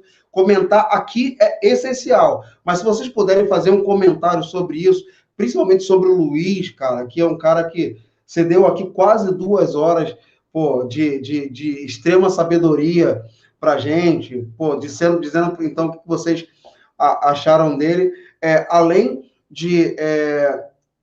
mostrar para ele o quanto ele é grande, ainda ajuda aqui o canal. Você sempre ajuda com like, colocando aí nas suas redes sociais, pegando aqui o botãozinho compartilhar, ele mostra lá, que às vezes não dá trabalho nenhum. Teve uma pessoa que disse aqui em cima, deixa eu só ver se eu consigo achar aqui de novo, é muito rápido, eu não vou ficar prendendo vocês, mas a gente vai continuar, vou responder. A gente consegue, Luiz, fechar mais 20 minutos aí? Cara, eu tô aqui. Tá, deixa eu só ver se eu acho aqui. Eu não vou achar, mas uma menina disse aqui, poxa, uma live com uma qualidade dessa em plena segunda-feira é muito bom. E, de fato, pela presença do Luiz, a live está muito importante. Então, se vocês puderem dar essa moral aí, agradeço muito a vocês. Vamos lá. Próximo aqui. Tem algum macete para memorizar as notas no braço do violão? As primeiras casas, beleza. Já estão na cuca. Mas da sexta casa para lá, eu tô meio lerda ainda. Para lembrar. Não help aí. Cara, eu gosto de... Eu, particularmente, eu penso em intervalos. É o meu jeito de pensar. Tá? Eu penso em intervalos. Eu penso na distância das notas por intervalos. Então, se eu sei que aqui eu tenho a tônica e a quinta, eu vou sempre procurar a tônica e quinta de cada nota. Então, eu sei que essa aqui é a tônica. A quinta dela está aqui. É assim que eu vou pensando. Tá? Isso me faz decorar o bloco. Porém, o que eu sugiro muito para os meus alunos é, da primeira à quinta eu decorei porque eu fiquei fazendo 10 mil vezes. Então é assim, para de fazer da primeira à quinta, agora só toca da quinta até a oitava. Não pode mais tocar da primeira à quinta. Opa, eu vou tocar dó maior. Só que esse dó maior aqui não vale mais, tem que ser esse dó maior aqui. Porque é da quinta à oitava. Então, eu sei que fazendo o dó maior aqui, eu tenho tônica, eu tenho terça, eu tenho quinta, tônica, terça, e ainda tenho aqui de lambuja uma tônica lá embaixo, né? Ou a sexta, se eu usar a nota lá como abertura. Tá? Então, eu tenho dentro do acorde todas as notas. Decorei aqui o dó. Aí eu vou pro mi. Poxa vida. Pro fá, no caso aqui, né? O fá tem nota fá, lá e dó. Então, aqui eu tô tocando todas as notas fá, lá e dó. Ficou fácil de saber que notas são também. Pensa por acorde, ajuda pra caramba. Mas é proibido tocar agora nas primeiras casas. Então, se eu sei uma música que é dó, fá e sol, eu tenho que tocar ela aqui. Dó, fá e sol. E aí eu vou pensar nota por nota aqui também. Agora, decorei aqui, então eu vou para cá. Aí, como é que eu faço dó aqui, né? Mas pode ser assim, não tem problema. Dó, né? Aí eu faço o fá, que pode ser, sei lá, pode ser... O fá tá mais longe ali, mas eu posso usar isso aqui. O fá e o sol. Opa, beleza. Dó, fá e sol. Né? E aí eu vou pensar nas notas que tem naquele acorde. Vai ajudar pra caramba. Entendeu? Só que eu não vou decorar daqui pra frente se eu estiver tocando aqui ainda. Não vou. Porque a gente só decora o que a gente usa. A gente só assimila o que a gente usa. Se a gente quer decorar aqui na frente, mas está usando só aqui na frente o cérebro vai colocar numa gavetinha de menos importância. A minha importância está aqui, então eu tenho que tocar aqui. Dó, mi, sol, lá, ré, fá, lá, dó, si. Eu tenho que tocar aqui. Eu tenho que pensar aqui, não, mas então eu preciso decorar aqui agora. Então eu só vou tocar aqui. Garanto que o cérebro vai entender que aquilo é importante e vai deixar na memória de curto prazo. Exato. Tem um lance, eu fiz até tem um vídeo aqui no canal, e para o pessoal que está chegando agora, eu vi na análise lá do YouTube que o meu público hoje é muito novo, tem se renovado bastante. Então, se você não conhece ainda o canal, toda matéria ou assunto que você quiser pesquisar para saber se tem no canal ou não, para não ficar fuçando lá, porque é muita coisa, é só ir no YouTube, digitar o assunto que você quiser e paz e jazz. Por exemplo, escala cromática, paz e jazz, e o YouTube coloca o meu vídeo logo no topo para você assistir. E eu fiz um vídeo sobre escala cromática, que talvez possa te ajudar também nesse sentido. A dica do Luiz, importantíssima, e eu só queria colaborar para a dica dele. Mas nesse vídeo todo mundo mete pau na minha espinha porque eu falei que Mi e Si não tem sustenido. Mas o que eu quis dizer é o seguinte, para você decorar a escala cromática, fica mais fácil você pensar que toda nota tem sustenido, exceto as notas que tem I no nome. Eu expliquei isso depois que Mi e Si tinha sustenido, sim, o pessoal ainda quer ficar brigando. O povo hoje é muito... Cara, vou dormir, gente, pelo amor de Deus. Porque, olha só, se eu pensar que toda nota tem sustenido, exceto as notas que tem I no nome, o Si e o Mi, eles têm sustenido, pelo amor de Deus, hein? Daqui a pouco vai vir gente querer brigar comigo nesse vídeo aqui. Aí fica assim, ó, Dó, Dó sustenido, Ré, Ré sustenido, Mi, não tem sustenido, vai direto pro Fá, tem sustenido, tá? Mas vai direto pro Fá, Fá sustenido, Sol, Sol sustenido, Lá sustenido, Si tem I no nome, vai direto pro Dó. E aí, quando eu pego aqui a nossa afinação, eu tenho aqui a corda Mi, por exemplo. Mi não tem sustenido, então a próxima nota é Fá. Fá tem sustenido, então Fá sustenido.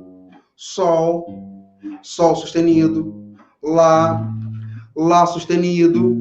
Si tem I no nome, então vai direto pro Dó. Dó sustenido. Ré sustenido e Mi. E aqui, quando você chega nesse ponto aqui do violão, que aqui é a última casa antes de subir o corpo aqui do violão, geralmente nos violões aqui tem dois pontinhos, né, marcando. Então, você tem aqui a 12ª casa, que é onde há a renovação das cordas ali. Então, se a sua corda solta era Mi, aqui na 12ª casa também vai ser Mi. E aí, o que eu falo para os meus alunos?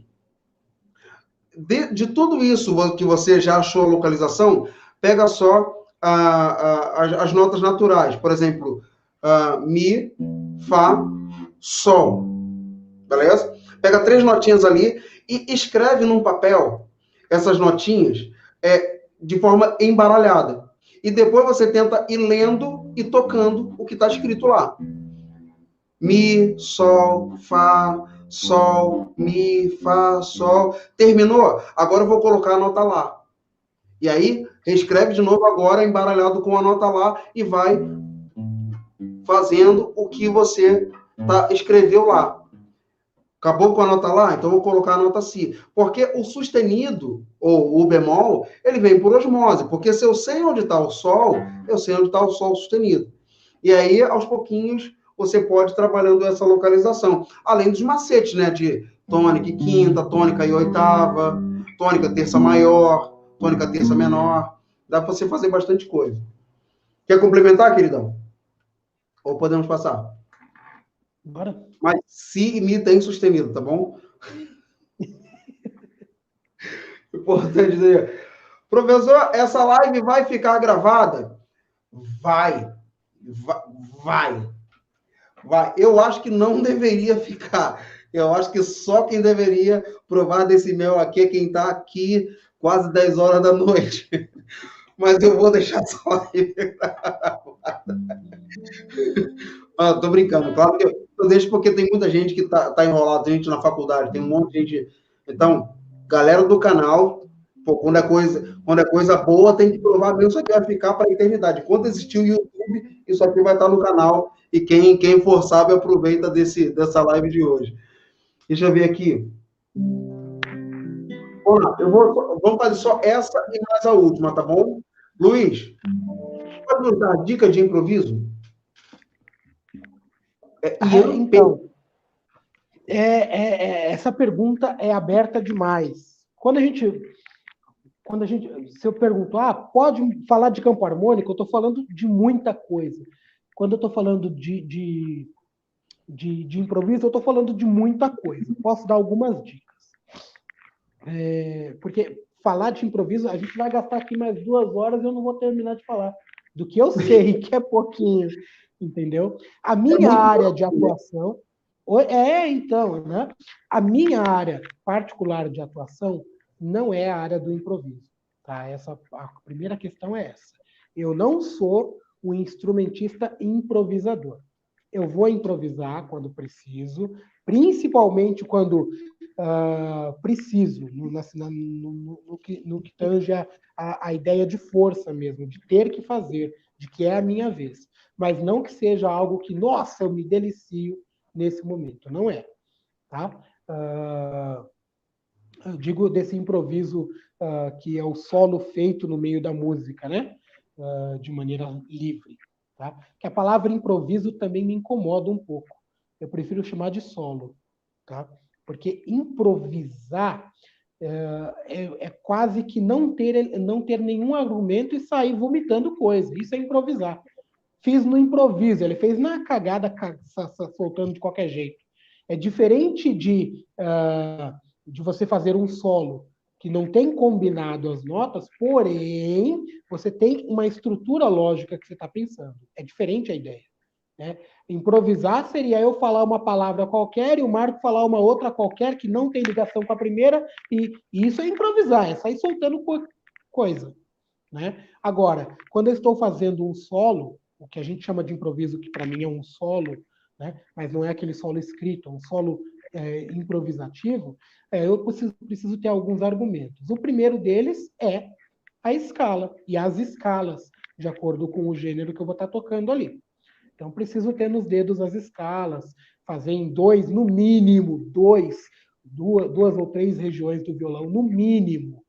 Tá? Não dá para improvisar numa região só. Não é que não se há permissão para isso, mas é porque daí acaba ficando sem elementos, é ruim, fica cansativo.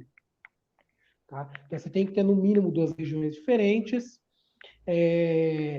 Você precisa ouvir bastante, porque improviso é dialeto, é linguagem. Se eu não ouço os outros improvisando, eu não vou ter referência de improviso, eu não vou ter ideias. Porque improvisar, que é esse criar solo no momento, é igual uma criança aprendendo a falar. Ela vai pegar o que ela está ouvindo do pai, da mãe, do vô, do tio, e vai pegar e juntar as primeiras coisas, a partir daquilo que ela ouviu de contexto. Então, é também ouvir e colocar para fora aquilo que de elementos eu entendo como auditivo. E mais do que isso ainda, é depois estudar dentro de sequências ordenadas. Para mim, os improvisos mais bonitos são aqueles que seguem a lógica do encadeamento, que não é quando eu fico pulando nota de uma para outra do nada. Tom, tom, tom, tom. Tá? Ele é um improviso que pode ser cantado. Mesmo que murmurado, porque ele às vezes é rápido, mas eu consigo entender como um canto aquilo que está sendo feito. Aí, ele para mim é sonoramente bom. Se não, é um monte de nota vomitada. Rápido, não é que é feio, não é que é feio. Porém, o cérebro não assimila. Porque é muita nota. Ele consegue saber que tem, mas e daí? É muita nota. Não faz uma sequência ordenada lógica. É igual ouvir o Leandro Carnal falando aqui se eu não estou com o funcionário do lado. Não é ruim. Ele fala coisas muito boas, mas eu não estou preparado para aquilo ainda. É muita informação. Então, a dica é estudar a escala que você precisa, em no mínimo duas regiões, estudar o campo harmônico dali, estudar as possibilidades para cada acorde, de quando eu quero uma tensão ou não, e criar pequenas linhas de ideias. Porque se você tem pequenas linhas de ideias guardadas, essas pequenas linhas elas vão servir de linguagem para você na hora do improviso. Quando a gente ouve o improviso, de repente, eu vou pegar aqui porque subiu aqui o nome aqui, né? Subiu o Conrado Paulino. Quando o Conrado Paulino está improvisando, é muito característico o improviso dele. Muita coisa a gente reconhece. Quando o Nelson Faria está improvisando, muita coisa a gente sabe que é do Nelson Faria tocando. Se ele toca em outra música ainda, a gente sabe que é coisa parecida, mesmo que seja no improviso. A gente sabe que tem algumas ideias que parece que ele tirou de uma outra música que ele já fez. Porque é isso, é linguagem. Linguagem é vocabulário, é aquilo que a gente tem dentro da gente e que a gente pode colocar para fora depois. Beleza? Nossa, César Torres, velho! Cezinha, esse cara aí conheço há 23 anos. 22 Não, anos. Exato. Eu só acho que tem que sempre ter quando a gente fala assim, que você deve estudar as escalas do estilo, parece sempre que a gente está falando de coisa para ontem, né? Mas, na verdade, cara, é muito tempo de estudo, né? Você tem que se organizar para estudar a escala até dominar de fato. Vocabulário você pode importar de muitas pessoas. Aquela pessoa que, pô, você gosta de ouvir tocando pra caramba, pô, vê se ela tem alguma coisa escrita, alguma partitura, e começa a pegar os trechinhos dele e ir estudando os trechinhos, além da sua escala padrão. Eu não recomendo muito, claro que é um pensamento meu, mas, por exemplo, imagine que eu toco rock, então, pô, no rock eles usam mixolídio, usam frígio, usam escala pentatônica, usam a escala maior. Ah, cara, então eu vou sair estudando todas as escalas e aí, cara, eu recomendo estudar uma coisa por vez. Estuda aquilo. Claro, tem coisas que são obrigatórias. Por exemplo, eu toco rock, e aí rock tem muita música em tom menor, né? Que aí força a gente naquele acorde maior de preparação ali. Então, uma escala menor harmônica você é obrigado a saber. Poxa, então vamos dizer que, cara, eu vou estudar escala pentatônica para tocar rock. Cara, estuda pra caramba escala pentatônica e estuda a escala menor harmônica, pelo menos.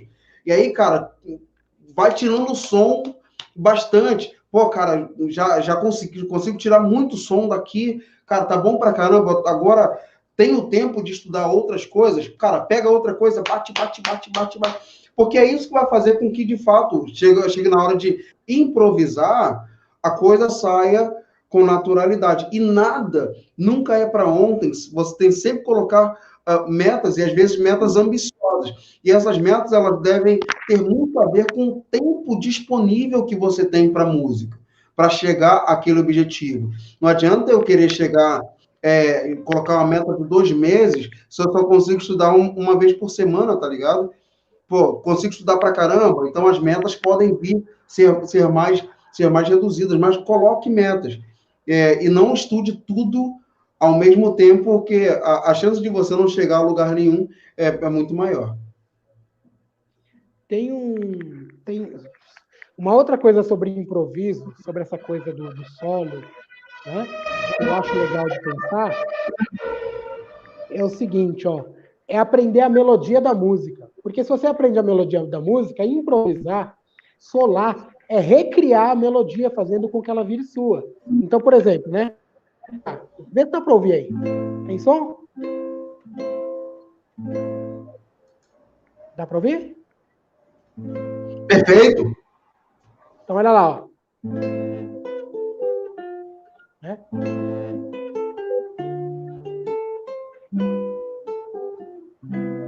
Mas aí ele pode fazer um improviso.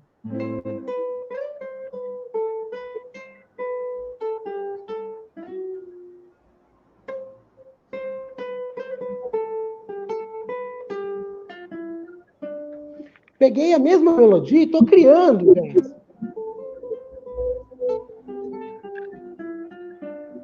Então, o improviso ele também é a resposta, a minha resposta a partir do que eu entendi daquela melodia. Então, o cara cantou uma melodia, eu vou pegar, vou assimilar aquela melodia e vou responder com os meus argumentos àquela melodia. Eu posso responder usando palavras dela também. É importante. Inclusive, vai fazer com que ela tenha contexto, né? Exatamente. Exatamente. Bom, pessoal, deixa eu ver aqui. Mas não, não dá mais tempo, já são 10 horas da noite. Infelizmente. Não, peraí, deixa eu tocar uma aí. Ah, para com isso. Manda aí, Luiz, para a gente terminar. Ó.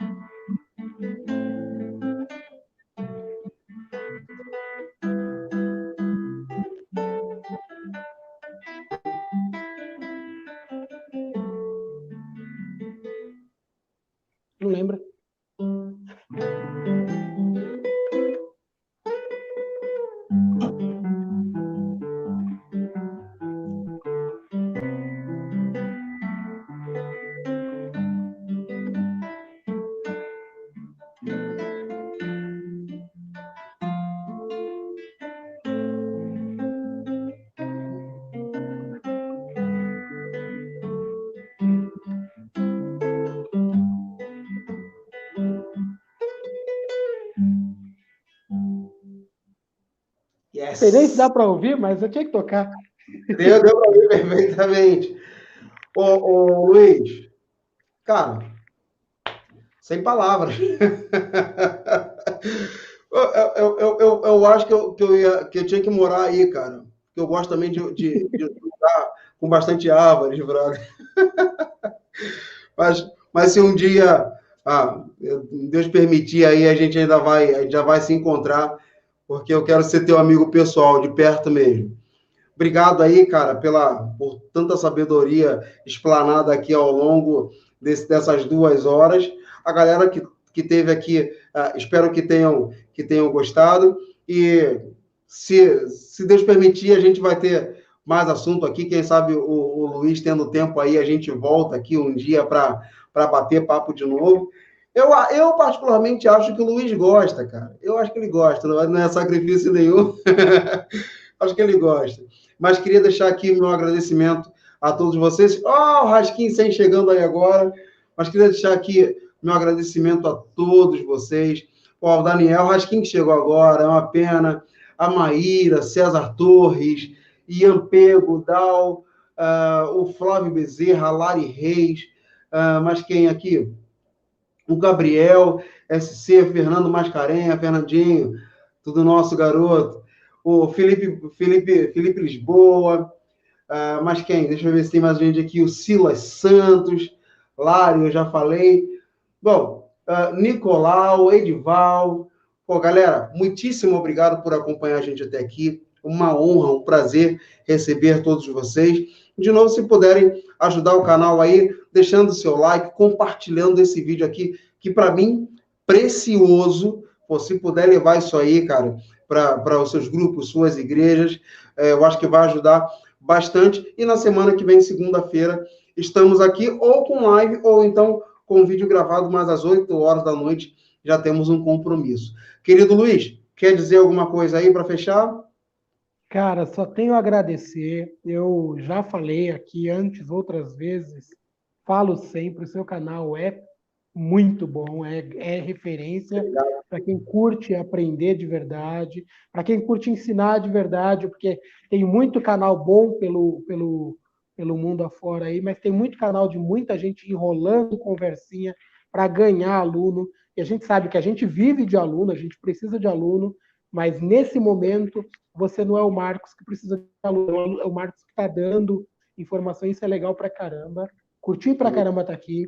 Para o pessoal que estava aí com a gente durante esse tempo, agradeço muito a contribuição com as perguntas. Fico muito feliz de nesse momento. Fico muito feliz de nesse momento ser o convidado. Isso me põe num banquinho que quantas outras vezes eu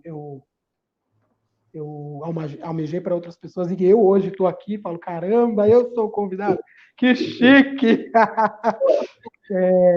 Eu estou me sentindo muito bem para receber você. Agradeço demais, de verdade. Gostaria de reforçar, ó, quem não segue, já aproveita, segue aí o canal, porque vale a pena, é bastante informação densa de conteúdo. Para quem está começando, inclusive, eu sei que os assuntos hoje foram meio um pouco mais densos, mas é porque a galera foi perguntando isso. Mas tem muita informação para quem está começando, é bom para caramba também. Tem o grupo do Marcos aí. Isso mesmo. Na descrição do vídeo tem o grupo do Paz e Jazz, tá? Do WhatsApp, que foi, inclusive, onde eu conheci o Luizinho, onde a gente bate papo pra caramba. E o grupo ajuda muito as pessoas. Então, se você não tá no grupo do WhatsApp ainda, chega mais, vem pra família. Desculpa, pode continuar. Não, e é isso mesmo, só tenho a agradecer. Foram 2 horas, para mim, de verdade, muito rápidas. Apesar do frio, gente, vocês não têm ideia, não sei de onde vocês são, mas aqui tá um frio, cara, tá muito frio. Mas fora isso, olha, eu me diverti de verdade, eu gosto. Falei no começo da live, gostaria de fechar a minha fala agradecendo o Marcos e dizendo, para mim, eu sou muito mais, eu sou antes professor, depois músico. Música é a minha maior ferramenta, né? O que eu tenho de melhor ferramenta. Mas eu sou professor e no que eu puder, eu estou ali para ajudar. E qualquer coisa, estamos aí. Marcos, um abraço a você. Muito obrigado pelo espaço. Claro, vamos ter outras quando sim a gente puder combinar o tempo, mas vamos, claro. E agradeço a todo mundo aí, viu? De verdade. Pessoal, um beijo, Deus abençoe todos vocês, tá? Luiz, mais uma vez, meu obrigado. Fique com Deus. Tchau.